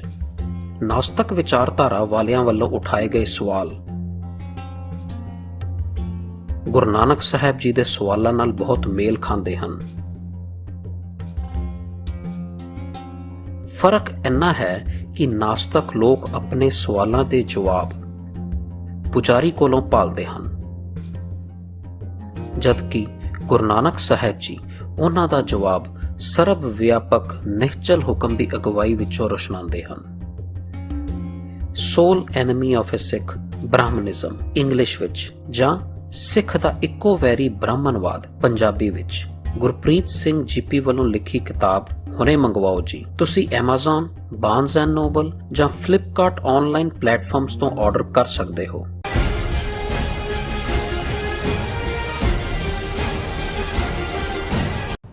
Viewers, welcome back in our programme. So third ਵਾਲੇ ਸੈਕਸ਼ਨ ਦੇ ਵਿੱਚ ਆਪਾਂ ਗੱਲਬਾਤ ਕਰਨ ਜਾ ਰਹੇ ਹਾਂ ਜੰਮੂ ਕਸ਼ਮੀਰ ਦੇ ਹਵਾਲੇ ਨਾਲ ਕਿ ਕਿਸ ਤਰ੍ਹਾਂ ਜੰਮੂ ਕਸ਼ਮੀਰ ਵਿੱਚ ਇੱਕ ਨਵੇਂ ਆਰਡਰ ਰਾਹੀਂ ਇਹ ਕਿਹਾ ਜਾ ਰਿਹਾ ਹੈ ਕਿ ਜੋ ਫੌਜ ਦੀ ਜੋ ਜ਼ਰੂਰਤ ਲਈ ਜਿੱਥੇ ਮਰਜ਼ੀ ਜ਼ਮੀਨ ਲੈ ਕੇ ਕੰਸਟਰਕਸ਼ਨ ਕੀਤੀ ਜਾਵੇਗੀ ਔਰ ਜਾ ਸਕਦੀ ਹੈ, ਯਾਨੀ ਕਿ ਕਸ਼ਮੀਰ ਵਿੱਚ ਮੁਸਲਮਾਨਾਂ ਦੀ ਜੋ ਆਬਾਦੀ ਨੂੰ ਘਟਾਉਣ ਦੀਆਂ ਜੋ ਸਾਰੀਆਂ ਨੀਤੀਆਂ ਨੇ ਉਹ ਲਾਗੂ ਕੀਤੀਆਂ ਜਾ ਰਹੀਆਂ ਹਨ। ਸੋ ਅਸੀਂ ਇਸ ਉੱਪਰ ਵਿਚਾਰ ਚਰਚਾ ਕਰਨ ਜਾ ਰਹੇ ਹਾਂ, ਡਾਕਟਰ ਸਾਹਿਬ ਕੋਲੋਂ ਦੇ ਵਿਚਾਰ ਸੁਣਨ ਜਾ ਰਹੇ ਹਾਂ। ਸੋ ਅਸੀਂ ਚਾਹਾਂਗੇ ਕਿ ਤੁਸੀਂ ਸਾਡੇ ਨਾਲ ਇਸੇ ਤਰ੍ਹਾਂ ਹੀ ਬਣੇ ਰਹਿਣਾ। ਦੇਖਣ ਸੁਣ ਲਈ ਤੁਹਾਡਾ ਸਭ ਦਾ ਬਹੁਤ ਬਹੁਤ ਸ਼ੁਕਰੀਆ। ਜੀ ਡਾਕਟਰ ਸਾਹਿਬ, ਕੀ ਕਹਿਣਾ ਚਾਹੋਗੇ? ਦੇਖੋ, ਜੰਮੂ ਕਸ਼ਮੀਰ ਦੇ ਵਿੱਚ ਇਹਨਾਂ ਸਾਰੇ ਹਫ਼ਤਿਆਂ ਦੇ ਵਿੱਚ ਅਸੀਂ ਦੇਖੀਏ, ਇੱਕ ਪਾਸੇ ਕੋਵਿਡ-19 ਦੇ ਨਾਲ ਕਸ਼ਮੀਰ ਵਾਦੀ ਦਾ ਬੁਰਾ ਹਾਲ ਹੈ ਜੀ, ਪਰ ਜਿਸ ਤਰੀਕੇ ਦੇ ਨਾਲ ਭਾਰਤੀ ਹਕੂਮਤ, ਏਜੰਸੀਆਂ, ਉਹਨਾਂ ਦਾ ਜੰਮੂ ਕਸ਼ਮੀਰ 'ਚ ਐਡਮਿਨਿਸਟ੍ਰੇਸ਼ਨ, ਉਹਨਾਂ ਦੀ ਡੈਮੋਗ੍ਰਾਫੀ ਬਦਲ ਰਿਹਾ ਹੈ, ਕਾਨੂੰਨ ਬਦਲ ਰਿਹਾ ਹੈ, ਡੋਮਿਸਾਈਲ ਲਾਅ ਬਦਲ ਰਿਹਾ ਹੈ। ਅਸੀਂ ਫਰਾਈਡੇ ਦੇ ਇੱਕ ਸੈਗਮੈਂਟ 'ਚ ਗੱਲ ਕੀਤੀ ਸੀ ਕਿ ਕਿਵੇਂ ਕਸ਼ਮੀਰ ਦੇ ਵਿੱਚ ਮੁਸਲਮਾਨਾਂ ਦੀ ਮਜ਼ਹਬੀ ਆਜ਼ਾਦੀ ਦੇ ਉੱਤੇ ਤਾਂ ਪੂਰਾ ਕਰਬ ਹੈ, ਕੋਈ ਇਕੱਠ ਹੋ ਨਹੀਂ ਸਕਦਾ ਹੈ। ਅਮਰਨਾਥ ਦੀ ਯਾਤਰਾ ਉਹਨਾਂ ਨੇ ਖੋਲ੍ਹ ਦਿੱਤੀ ਹੈ ਔਰ ਉਹਨਾਂ ਨੇ ਕਿਹਾ ਕਿ ਜੀ ਸਿਕਿਉਰਿਟੀ ਵਾਲੇ ਪ੍ਰਬੰਧ ਕਰਨਗੇ। ਫਿਰ ਅਸੀਂ ਖਬਰ ਇਸ ਹਫ਼ਤੇ ਦੀ ਦੇਖਦੇ ਹਾਂ, ਰਾਜਨਾਥ ਸਿੰਘ ਵਿਜ਼ਿਟਸ ਅਮਰਨਾਥ ਕੇਵ ਇਨ ਕਸ਼ਮੀਰ। ਉਹ ਵੀ ਫਰਾਈਡੇ ਜਿਹੜਾ ਹੈ ਉਹਨੇ ਵਿਜ਼ਿਟ ਕੀਤਾ। ਪਹਿਲਗਾਮ ਏਰੀਆ ਕਸ਼ਮੀਰ ਦੇ ਹਿਮਾਲਿਆ 'ਚ ਹੈ ਔਰ ਉਹਦੇ ਨਾਲ chief of defence staff Bipin Rawat ਵੀ ਗਿਆ, ਆਰਮੀ ਚੀਫ ਵੀ ਹੈ ਨਰਵਾਣੇ, ਔਰ ਉਹ ਜਿਹੜਾ ਲਦਾਖ ਤੋਂ 2 ਦਿਨ ਦੀ ਵਿਜ਼ਿਟ ਤੋਂ ਬਾਅਦ ਉੱਥੇ ਆਇਆ ਔਰ ਉਸ ਸਾਰੇ 'ਚ ਉਹਨੇ ਜਿਹੜਾ ਇਹ ਦੱਸਣ ਦੇ ਲਈ ਕਿ ਜੀ ਦੇਖੋ ਇਹ ਸਾਡੇ ਲਈ ਹੁਣ ਉਹਨਾਂ ਦੇ ਫੌਜੀ ਚੀਫ, डिफेंस मिनिस्टर और ਇਹਦੇ ਬਾਵਜੂਦ कोविड-19 है, ਇਹਦੇ ਬਾਵਜੂਦ ਬਾਕੀਆਂ ਦੀ ਮਜ਼ਹਬੀ ਆਜ਼ਾਦੀ ਨਹੀਂ ਹੈ। ਇਹ ਖੁਦ ਵੀ ਜਾ ਰਿਹਾ ਔਰ ਐਲਾਨ ਕਰ ਦਿੱਤਾ ਉਹਨਾਂ ਨੇ ਕਿ ਜੀ ਅਸੀਂ ਪਿਲਗ੍ਰਿਮਸ ਨੂੰ ਸਿਕਿਉਰਿਟੀ ਪੂਰੀਆਂ ਨੀਡਸ ਪ੍ਰੋਵਾਈਡ ਕਰਾਂਗੇ, ਉਹ ਜਾ ਸਕਦੇ ਨੇ, ਬਿਲਕੁਲ ਉਹਨਾਂ ਦੇ ਲਈ ਖੋਲ ਦਿੱਤਾ ਗਿਆ। ਇਸੇ ਤਰ੍ਹਾਂ ਝੂਠੇ ਪੁਲਿਸ ਮੁਕਾਬਲਿਆਂ ਦਾ ਸਿਲਸਿਲਾ ਲਗਾਤਾਰ ਜਾਰੀ ਹੈ ਔਰ 2 ਦਿਨ ਪਹਿਲਾਂ ਦੀ ਖਬਰ कि भी किमें उत्थे जिहड़े 2 नौजवान मारे गए हो रहा जी अनआइडेंटिफाइड ने, पता नहीं कित्थों चुक के लिआंदे ने, जिवें पंजाब च करदे सी कि फिरोजपुर जिले चों नौजवान चुक के मारे जाके अमृतसर जिले च और उत्थों दे शमशान घाट च अनआइडेंटिफाइड बॉडीज बना करदे समझदे सी पता नहीं कित्थे गए और पुलिस ने कहना जी वो बाहर चले गए होने ने, बाहरले मुल्कां चले गए होने ने। हुण एक पासे ये है कश्मीर च लगातारता नाल जर्नलिस्ट होण, स्कूल टीचर जां जिहड़ा भी कोई आज़ादी की गल तां दूर दी रही, जिहड़ा सोचण दी हिम्मत भी रखदा है, बिल्कुल यही मॉडल जिहड़े मोसाद दा मॉडल इजराइल ने उत्थे वैस्ट बैंक दे विच लागू कीता फिलस्तीनियां दे, बिल्कुल उही लाइन है ਜੋ ਕਸ਼ਮੀਰ ਵਾਦੀ ਚ ਕਰ ਰਹੇ ਨੇ। ਔਰ ਇੱਕ ਖਬਰ ਜਿਹੜੀ ਕੱਲ ਦੇ ਹਵਾਲੇ ਨਾਲ ਹੀ ਸੀ, school teacher booked under public safety act in Kupwara Kashmir, authorities booked a private school teacher under the Public Safety Act in North Kashmir Kupwara district। ਇਹ ਜ਼ਹੂਰ ਅਬਾਸ ਖਾਨ ਨੇ 39 ਸਾਲਾਂ ਦੇ ਜਿਹੜੇ ਡੈਵਰ ਏਰੀਆ 'ਚ ਰਹਿੰਦੇ ਨੇ ਉਹਨਾਂ ਨੇ PSC ਦੇ ਥੱਲੇ ਬੁੱਕ ਕੀਤਾ ਔਰ ਉਹਨਾਂ ਨੇ ਪਹਿਲਾਂ ਤਾਂ ਉਹਨਾਂ ਨੂੰ ਸੰਮਨ ਕੀਤਾ ਸੀ ਪੁਲਿਸ ਸਟੇਸ਼ਨ ਦੇ ਵਿੱਚ ਲੋਲਾਬ ਦੇ ਵਿੱਚ। ਔਰ ਜਦੋਂ ਉੱਥੇ ਗਏ ਉਹਨਾਂ ਨੇ ਕਿਹਾ ਵੀ ਸ਼ਾਇਦ ਕਿਸੇ ਇਨਕੁਆਇਰੀ ਲਈ ਸੱਦਿਆ, ਉਹਨਾਂ ਨੂੰ ਡਿਟੇਨ ਕਰ ਲਿਆ। ਔਰ ਇਹ ਜਿਹੜੀ ਹੈ ਇਸ ਬਾਰੇ ਫੈਮਿਲੀ ਮੈਂਬਰਸ ਨੇ ਕਿਹਾ ਕਿ ਵੀ ਇਹ ਸਾਨੂੰ ਤਾਂ ਪਤਾ ਵੀ ਨਹੀਂ ਹੈ ਵੀ ਇਹ ਕਿਉਂ ਕੀਤਾ ਹੈ। ਉਹ ਜਿਹੜੇ ਨੇ ਸਕੂਲ ਟੀਚਰ ਨੇ ਉੱਥੋਂ ਦੇ ਮੇਨ ਸਕੂਲ ਦੇ ਵਿੱਚ, ਔਰ ਉਹ ਸਗੋਂ ਐਜ਼ ਏ ਵਲੰਟੀਅਰ ਕਰ ਰਹੇ ਸੀ ਫੂਡ ਕਿਟਸ ਦੇਣੀਆਂ ਪਰਿਵਾਰਾਂ ਦੇ ਵਿੱਚ, ਬੱਚਿਆਂ ਦੇ ਵਿੱਚ। ਔਰ ਇਹ ਜਿਹੜਾ ਉਹਨਾਂ ਨੇ ਪੁਲਿਸ ਨੇ ਜਿਹੜਾ ਡੋਜ਼ੀਅਰ ਤਿਆਰ ਕੀਤਾ ਹੈ, ਉਹਨਾਂ ਨੇ ਕਿਹਾ ਜੀ ਇਹ ਜਿਹੜੇ ਮਿਸਟਰ ਜ਼ਹੂਰ ਨੇ he has close links with militant outfits and is supporting extremism in Jammu and Kashmir।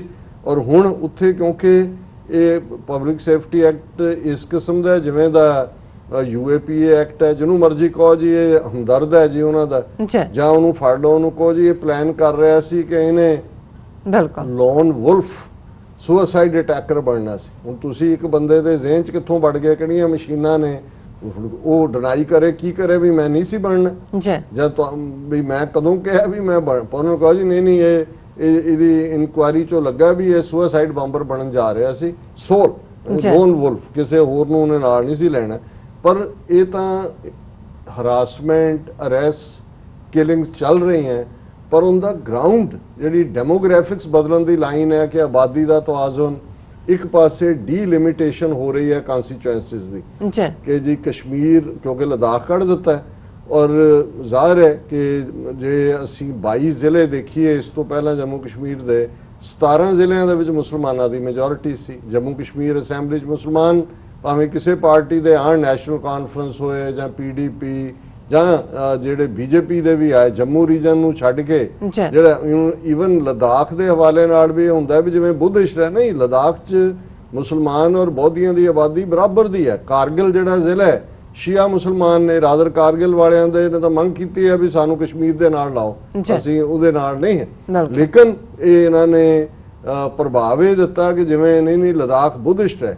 ਹੁਣ ਇਹ ਕੀ ਕਰ ਰਹੇ ਨੇ ਕਿ ਜਿਹੜੀ ਨਵੀਆਂ ਕਨਸਟੀਟੂਐਂਸੀਜ਼ ਬਣਾਉਣਗੀਆਂ, ਮੁਸਲਮਾਨ ਆਬਾਦੀ ਦੀ ਇਸ ਢੰਗ ਨਾਲ ਕੱਟਵੱਡ ਕਰਨਗੇ ਕਿ ਉਹਦੇ ਥੱਲੇ ਹਿੰਦੂ ਮੈਂਬਰਾਂ ਦੇ ਆਮਦ ਵਾਲੀਆਂ ਪਾਰਲੀਮੈਂਟ ਜਿਹੜੀਆਂ ਨੇ ਸੀਟਾਂ ਉਹ ਵੱਧ ਜਾਣ। ਔਰ ਇਹਦੇ ਨਾਲ ਕਿਸ ਤੇਜ਼ੀ ਦੇ ਨਾਲ ਲੋਕਾਂ ਨੂੰ ਲਿਆ ਕੇ ਵਸਾਇਆ ਜਾ ਰਿਹਾ। ਇੱਕ ਵੱਡਾ ਆਰਟੀਕਲ ਹੈ ਜਿਹੜਾ ਮੈਂ ਪੜ੍ਹ ਨਹੀਂ ਸਕਾਂਗਾ, ਮੈਂ ਹੈਡਿੰਗ ਹੀ ਪੜ੍ਹਦਾ ਕਿ panic and fear of demographic change engulfs Kashmir over mysterious influx of locals.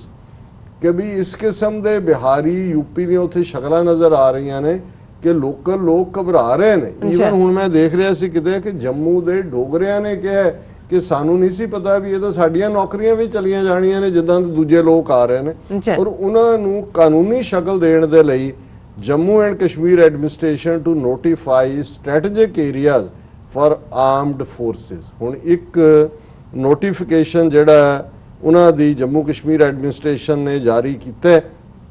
ਉਹਨਾਂ ਦੀ ਕੌਂਸਲ ਨੇ, ਉਹਨਾਂ ਦੀ ਸ੍ਰੀਨਗਰ ਚ ਮੀਟਿੰਗ ਹੋਈ, ਚੇਅਰਮੈਨ ਲੈਫਟੀਨੈਂਟ ਗਵਰਨਰ ਜੀ ਮਰਮੂ ਸੀ ਔਰ ਉਹਦੇ ਚ ਉਹਨਾਂ ਨੇ ਕਿਹਾ the administrative council gave its nod to the proposal of amending control of building operations act 1988 and Jammu and Kashmir development act 1970 to provide for special dispensation for carrying out construction activities in strategic areas। उन्होंने कहा जी फौज नूं जे लोड़ होई ਜਿਹੜੇ strategic area ने ਉਹਦੇ 'ਚ ਵੀ ਅਸੀਂ ਜਿਹੜੀ ਹੈ ਜ਼ਮੀਨ ਐਕਵਾਇਰ ਕਰ ਸਕਦੇ ਹਾਂ ਔਰ ਉਹਦੇ 'ਚ ਅਸੀਂ ਜਿੰਨੀ ਚਾਹੀਏ ਕੰਸਟਰਕਸ਼ਨ ਕਰ ਸਕਦੇ ਹਾਂ।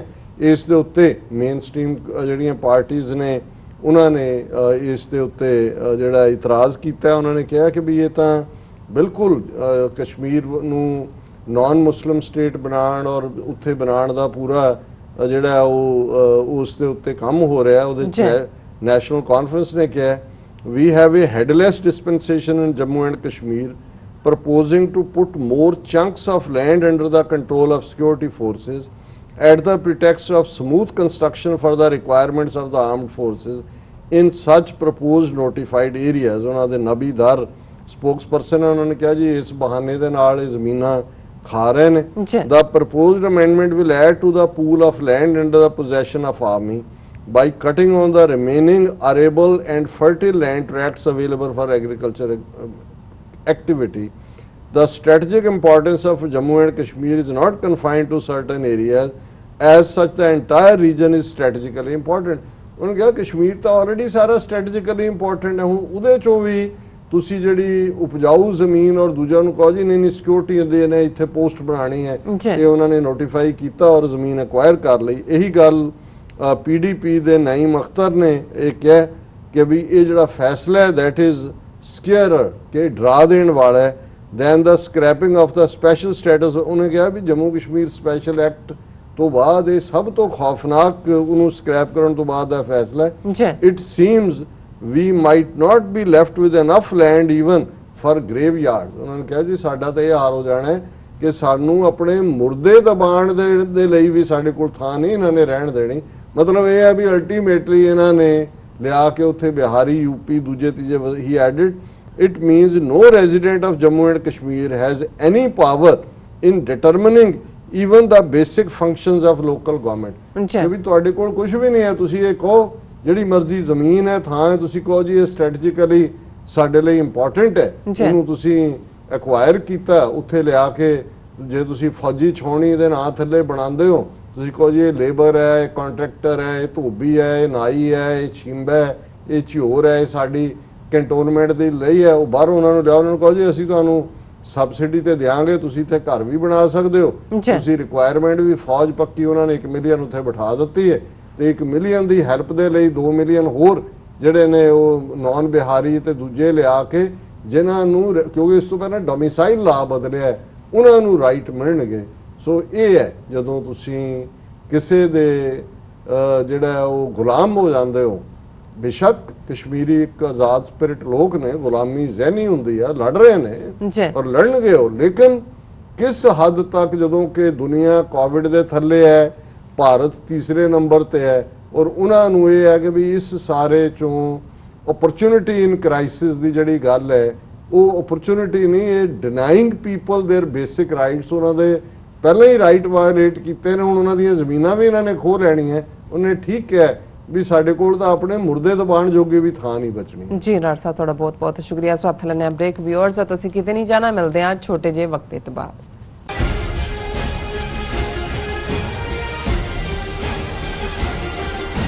Are you tired of property violations, ECB court hearings wasting your time? AM Expediting Drafting and Design is the solution for your problems. AM Expediting Drafting and Design offers services that range from architectural drawings to expediting services to DOB, FDNY, and other agencies. Or visit their location at 116-15 Myrtle Avenue in Richmond Hill. Call AM Expediting Drafting and Design now at 718-725-0059. ਕਦੋਂ ਤੱਕ, ਹਾਂ ਕਦੋਂ ਤੱਕ ਅਸੀਂ ਭਾਰਤ ਅਤੇ ਦੁਨੀਆ ਭਰ ਦੇ ਵਿੱਚ ਵਸਦੇ ਸਿੱਖਾਂ ਦੇ ਮਸਲਿਆਂ ਤੇ ਭਾਰਤੀ ਚੈਨਲਾਂ ਦਾ ਝੂਠਾ ਪ੍ਰੋਪੇਗੈਂਡਾ ਬਰਦਾਸ਼ਤ ਕਰਦੇ ਰਹਾਂਗੇ। ਆਓ ਮੇਰੇ ਨਾਲ ਜੁੜੋ ਪ੍ਰੋਗਰਾਮ ਗੁਫ਼ਤਗੂ ਵਿੱਚ। ਸਿੱਖ ਨਜ਼ਰੀਏ ਤੋਂ ਰੋਜ਼ਾਨਾ ਵਾਪਰ ਰਹੀਆਂ ਘਟਨਾਵਾਂ ਦਾ ਵਿਸ਼ਲੇਸ਼ਣ ਕਰੀਏ। ਲਾਈਵ ਕਾਲਸ ਅਤੇ ਈਮੇਲਸ ਰਾਹੀਂ ਇਸ ਪ੍ਰੋਗਰਾਮ ਦਾ ਹਿੱਸਾ ਬਣੋ। ਮੰਡੇ ਟੂ ਫਰਾਈਡੇ ਰਾਤ 9:30 ਵਜੇ ਸਿਰਫ TV 84 ਤੇ। ਕੀ ਤੁਸੀਂ ਆਪਣੇ ਟੈਕਸਿਸ ਨੂੰ ਲੈ ਕੇ ਚਿੰਤਤ ਹੋ? ਤੁਸੀਂ ਆਪਣੀ ਕਮਾਈ ਲਈ ਮਿਹਨਤ ਕਰਦੇ ਹੋ, ਭਾਵੇਂ ਤੁਸੀਂ ਨੌਕਰੀ ਵਿੱਚ ਹੋਵੋ ਜਾਂ ਆਪਣਾ ਬਿਜ਼ਨਸ ਚਲਾਉਂਦੇ ਹੋ। ਜਦੋਂ ਟੈਕਸ ਭਰਨ ਦਾ ਸਮਾਂ ਆਉਂਦਾ ਹੈ ਤਾਂ ਤੁਹਾਨੂੰ ਇੱਕ ਭਰੋਸੇਯੋਗ ਟੈਕਸ ਅਕਾਊਂਟੈਂਟ ਦੀ ਲੋੜ ਹੈ ਜੋ ਟੈਕਸ ਬੈਲੈਂਸ ਦਾ ਤੁਹਾਡੇ ਪੱਖ ਵਿੱਚ ਜਾਣਾ ਯਕੀਨੀ ਬਣਾਵੇ। ਸਿਆਟਲ ਦੀ ਜਾਣੀ ਪਹਿਚਾਣੀ company accurate accountants and taxes ਤੁਹਾਡੀ ਸੇਵਾ ਵਿੱਚ ਹਾਜ਼ਰ ਹੈ। ਅਸੀਂ ਹਰ ਤਰ੍ਹਾਂ ਦੇ ਟੈਕਸ ਭਰਨ ਵਿੱਚ ਤੁਹਾਡੀ ਮਦਦ ਕਰਾਂਗੇ। ਟੈਕਸ ਸੰਬੰਧੀ ਕਿਸੇ ਵੀ ਤਰ੍ਹਾਂ ਦੇ ਸਵਾਲ ਲਈ ਅੱਜ ਹੀ ਸਾਡੇ ਤੱਕ ਪਹੁੰਚ ਕਰੋ। Accurate Accountants and Taxes।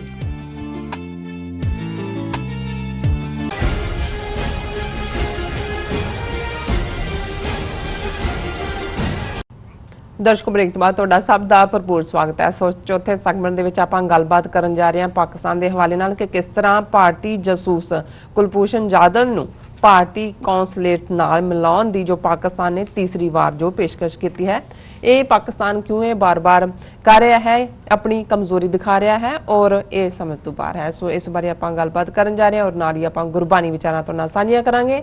ਸੋ ਅਸੀਂ ਚਾਹਾਂਗੇ ਕਿ ਤੁਸੀਂ ਸਾਡੇ ਨਾਲ ਇਸੇ ਤਰ੍ਹਾਂ ਹੀ ਬਣੇ ਰਹਿਣਾ। ਦੇਖਣ ਸੁਣਨ ਲਈ ਤੁਹਾਡਾ ਸਭ ਦਾ ਬਹੁਤ-ਬਹੁਤ ਸ਼ੁਕਰੀਆ ਜੀ। ਡਾਕਟਰ ਸਾਹਿਬ ਕੀ ਵਿਚਾਰਾਂ ਨੇ?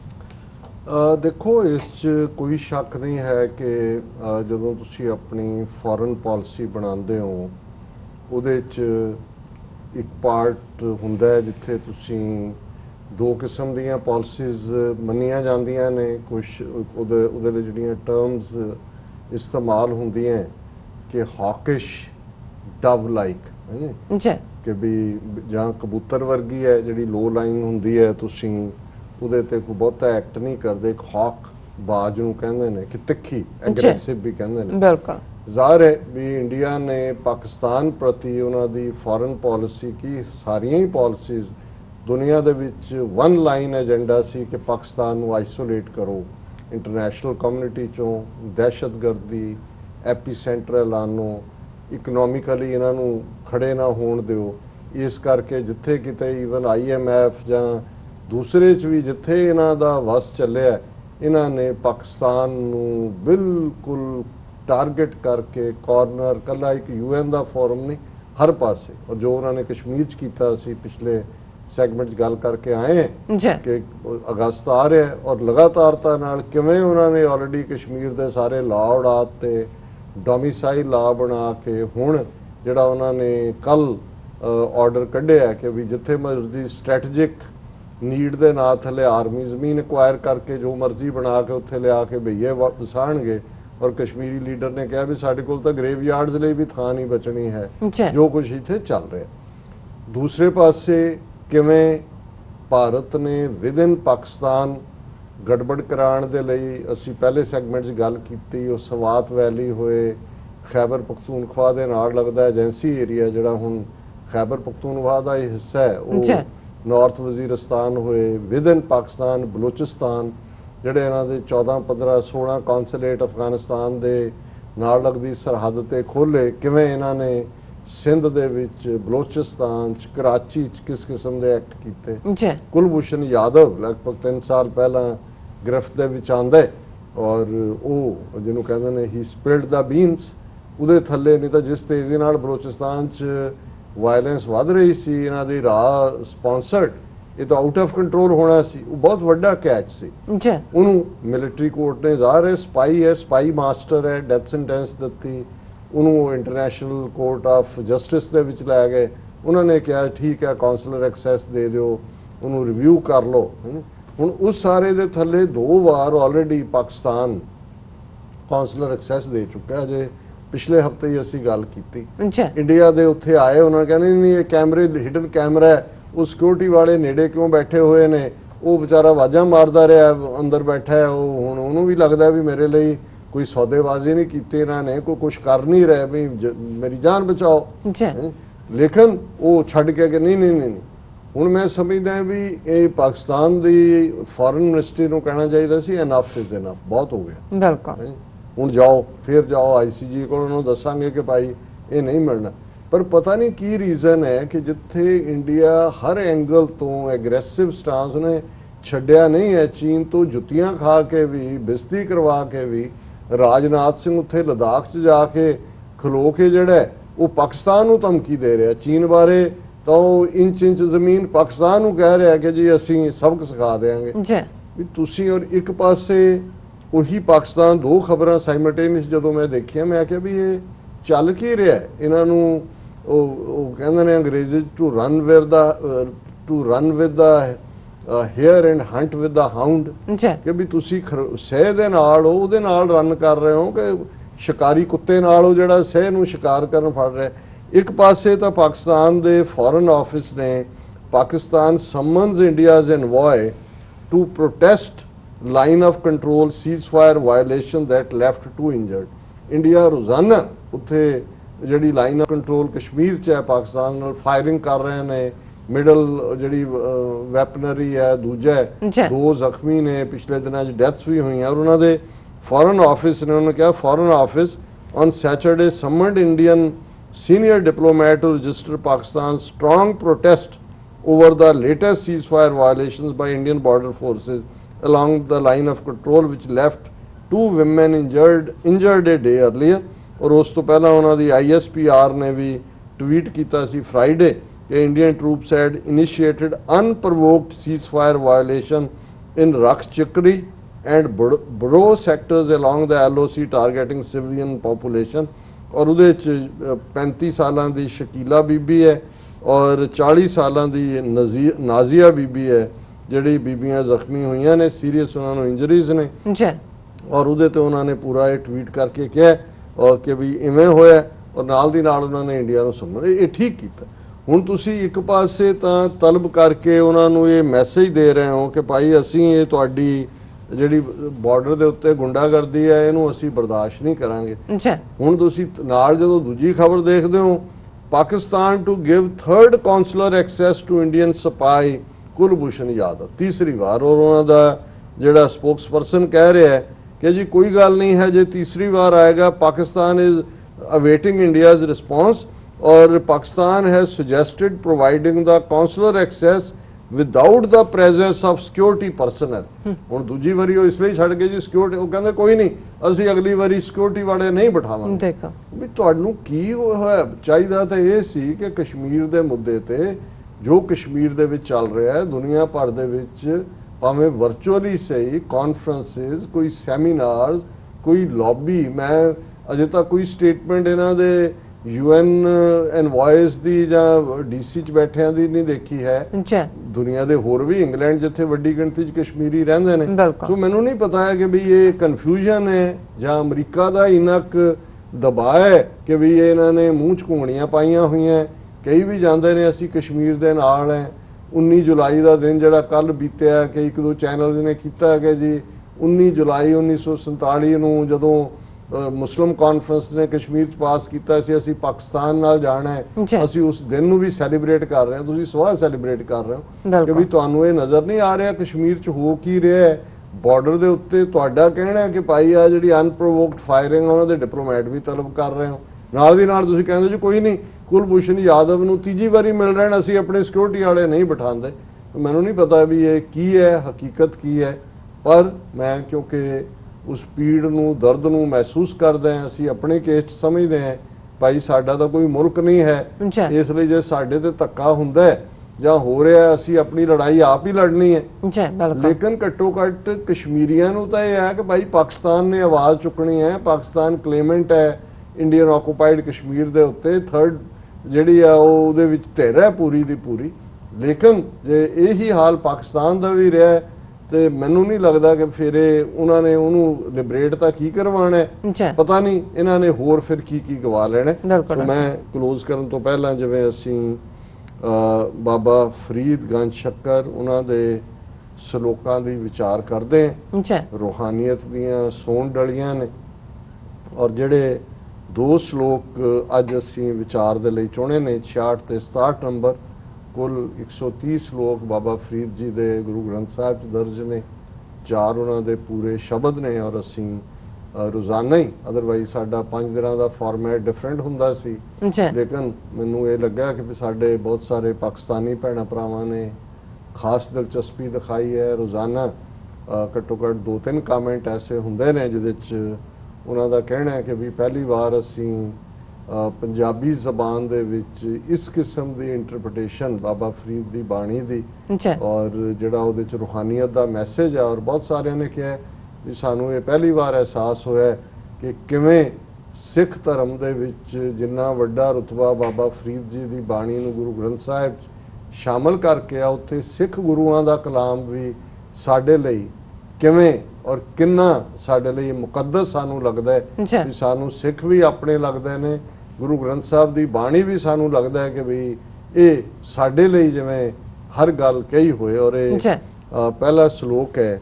ਔਰ ਜਿਵੇਂ ਮੈਂ ਕਿਹਾ ਵੀ ਜਿਹੜੀ ਰੂਹਾਨੀ ਦੁਨੀਆ ਦਾ ਸਬਕ ਦੇਣ ਵਾਲੇ ਨੇ ਉਹ ਸਾਡੇ ਜਿਹੜੇ ਮਾਦੀ ਦੁਨੀਆ ਦੇ ਅਸੀਂ ਲੋਕ ਹੈ, ਮਟੀਰੀਅਲਿਸਟਿਕ ਵਰਲਡ ਦੇ ਜਿਹੜੀਆਂ ਚੀਜ਼ਾਂ ਅਸੀਂ ਦੇਖੀਆਂ ਜਾਂ ਦੇਖ ਰਹੇ ਹਾਂ ਉਹਨੂੰ ਉਹ ਐਗਜ਼ਾਮਪਲ ਦੇ ਤੌਰ ਤੇ ਇਸਤੇਮਾਲ ਕਰਦੇ ਨੇ, ਜਿਹਨੂੰ ਅਸੀਂ ਮੈਟਾਫੋਰ, ਅਲੰਕਾਰ एग्जाम्पल ये लफज उदाहरण कहते हैं। जी। सो ये पहली उदाहरण बाबा फरीद जी ने ये दसन दे लई कि इंसानी जिंदगी हमेशा नहीं रहनी, जी। ये चले जाना है।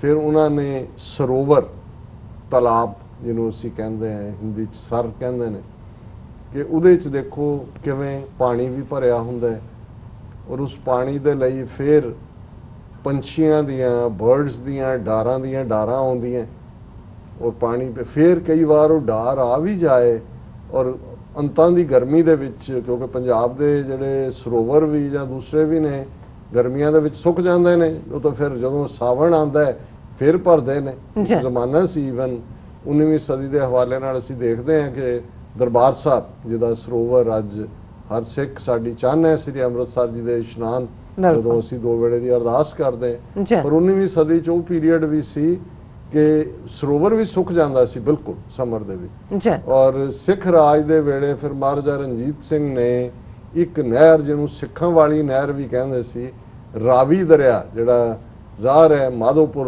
दे नेड़ियों जिहड़ा पठानकोट उत्थों एक पूरा जिहड़ी है एक नहर जिहड़ी अंडरग्राउंड अजे भी उस ते ने जिहड़े रैमनेंट राह दे विच बटाड़े दूजे वो लिया के दरबार साहब तक लियांदी सी और उहदा पानी जिहड़ा जदों पानी सुक जांदा सी जी। उस नूं इस्तेमाल कीता जांदा सी। बिल्कुल। हंसली कहंदे सी उहनूं कि भी वो जिहड़ी हंसली तक जाणदा।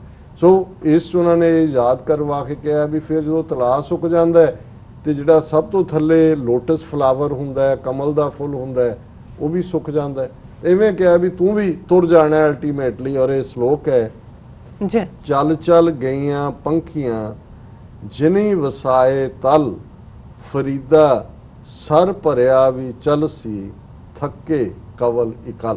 जी। कि जेड़े पंछी जिन्हां दियां डारां बन बन के आउंदियां सी, चल चल गईयां पंखियां जिनी वसाए तल, जिन्हां दी बदौलत तलाब वसदे सी कि जदों पंछी आके उतरे तलाब तो उन्होंने पीता है पानी और उत रौनकां सी तलाब दियां उन्हां पंछियां दियां डारां दे नाल। उन्होंने कहा कि भाई चल चल गईयां, और चले गए वो पंछी सारे जड़े कदे आंदे सी वो उड़ गए चले गए।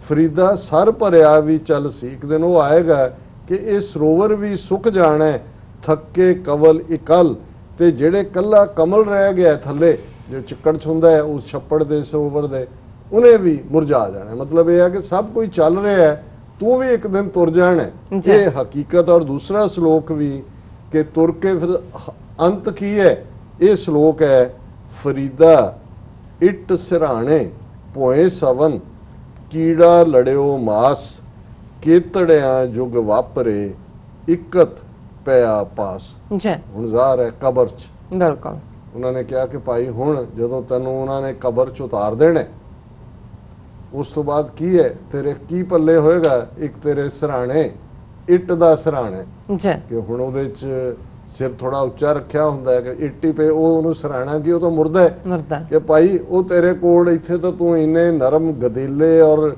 सराहणियां दे नाल भी तैनूं नींद नहीं आउंदी, और तैनूं जदों ये कहा जांदा है कि भाई उठ रब नूं याद कर ते तू गाफल हुंदा है, तू सुत्ता हुंदा है। पर वेख वो वक्त भी आना है फरीदा इट सराहणे भोए सवन, जमीन दे उत्ते तू कबर दे विच पिया होएगा, इट दा सराहना होएगा, कीड़ा लड़ियो मास, जिहड़ा तेरा तैनूं दफन तां जिहड़ा उस शरीर नाल कीता सी पर वो तेरे मास नूं भी जिहड़े ने जमीन दे विच कीड़े खा रहे होणगे, वो तू उन्हां दा खाजा होएगा, उन्हां दा खाबा होएगा। केतड़िया जुग वापरे इकत पिया पास, कि देख किन्ना समा फिर लंघ जाएगा, तू कल्ला ही पिया रहेगा, किसी ने तेरे नेड़े नहीं आना। केतड़िया जुग वापरे इकत पिया पास, कि तू एक पासे हो के जिधर दा है मुर्दा जिथे रख गए सी उत्थे ही है। और जे यही तेरी हालत होनी है तो फिर क्यों तू अपनी जिंदगी दे विच भी क्यों गाफल हो के सुता होया है, तू जागदा क्यों नहीं। और जागना ये आम नहीं है, आम नींद 6-7 घंटे की जरूरी है, कईयां नूं ज्यादा भी चाहिदी हुंदी है, कई अद्धे दिन तक सुते रहंदे ने। वो एक नींद शरीर की लोड़ है, ये जिहड़ी है रूहानी जागण की गल है कि भाई जाग ले रे मना जाग ले कहाँ गाफल सोया, कि ਕਿੱਥੇ ਤੂੰ ਸੁੱਤਾ ਹੋਇਆ ਹੈ, ਜਾਗ। ਅਲਟੀਮੇਟਲੀ ਜਿਵੇਂ ਕਬੀਰ ਸਾਹਿਬ ਦਾ ਹੈ ਕਿ ਭਾਈ ਜਿਹੜਾ ਕਬੀਰ ਸੂਤਾ ਕਿਆ ਕਰੇ, ਉੱਠ ਕੇ ਨਾ ਜਪੇ ਮੁਰਾਰ, ਇੱਕ ਦਿਨ ਸੋਵਨ ਹੋਏਗੋ ਲਾਮੇ ਗੋੜ ਪਸਾਰ। ਕਬੀਰ ਸਾਹਿਬ ਕਹਿੰਦੇ ਨੇ ਕਿ ਭਾਈ ਕਿਉਂ ਨਹੀਂ ਤੂੰ ਉੱਠਦਾ, ਉੱਠ ਕੇ ਉਸ ਰੱਬ ਨੂੰ ਕਿਉਂ ਯਾਦ ਨਹੀਂ ਕਰਦਾ। ਯਾਦ ਰੱਖ, ਇੱਕ ਦਿਨ ਐਸਾ ਆਏਗਾ ਕਿ ਤੂੰ ਲੰਮੇ ਗੋਡੇ ਪਸਾਰ ਕੇ ਪਿਆ ਹੋਏਗਾ, ਉਹਨਾਂ 'ਚ ਕੋਈ ਹਿਲਜੁਲ ਵੀ ਨਹੀਂ ਹੋਣੀ, ਤੈਨੂੰ ਕਿਸੇ ਨੇ ਉਠਾਣ ਵੀ ਨਹੀਂ ਆਣਾ। ਪਰ ਇਹੀ ਬਾਬਾ ਫਰੀਦ ਕਹਿੰਦੇ ਨੇ, ਫਰੀਦਾ ਇੱਟ ਸਿਰਾਣੇ ਭੋਏ ਸਵਨ, ਕੀੜਾ ਲੜਿਓ ਮਾਸ, ਕੇਤੜਿਆਂ ਜੁਗ ਵਾਪਰੇ ਇਕਤ ਪਿਆ ਪਾਸ। ਜੀ ਵਾਹ ਜੀ ਡਾਕਟਰ ਸਾਹਿਬ, ਤੁਹਾਡਾ ਬਹੁਤ ਬਹੁਤ ਸ਼ੁਕਰੀਆ। ਤੁਸੀਂ ਅੱਜ ਦੇ ਅਹਿਮ ਇਸ਼ੂ ਤੇ ਅੱਜ ਦਾ ਵਿਚਾਰ ਸਾਡੇ ਦਰਸ਼ਕਾਂ ਨਾਲ ਸਾਂਝਾ ਕੀਤਾ। ਸੋ ਇਸ ਨਾਲ ਆਪਣੇ ਵਿਊਅਰਸ ਕੋਲ ਨੇ ਇਜਾਜ਼ਤ। ਵਿਊਅਰਸ, ਸਾਡੇ ਪ੍ਰੋਗਰਾਮ ਦਾ ਸਮਾਂ ਇੱਥੇ ਹੀ ਸਮਾਪਤ ਹੁੰਦਾ। ਤੁਸੀਂ ਆਪਣੀ ਰਾਏ ਤੇ ਸੁਝਾਅ ਸਾਨੂੰ ਭੇਜਣਾ ਭੁੱਲਣਾ ਸਾਡੇ ਇਸ ਪਤੇ ਤੇ sos@tv84.tv ਤੇ ਅਸੀਂ ਆਪਣਾ ਪ੍ਰੋਗਰਾਮ ਲੈ ਕੇ ਫਿਰ ਦੁਬਾਰਾ ਤੁਹਾਡੇ ਸਨਮੁਖ ਹੋਵਾਂਗੇ। ਤਦ ਤੱਕ ਲਈ ਮੈਨੂੰ ਤੇ ਆਪਣਾ ਸੁਣਾ ਗਿਆ ਦਿਓ। ਦੇਖਦੇ ਰਹੋ TV84, ਬੁਲਾ ਦਿਓ ਫਤਿਹ। ਵਾਹਿਗੁਰੂ ਜੀ ਕਾ ਖਾਲਸਾ, ਵਾਹਿਗੁਰੂ ਜੀ ਕੀ ਫਤਿਹ।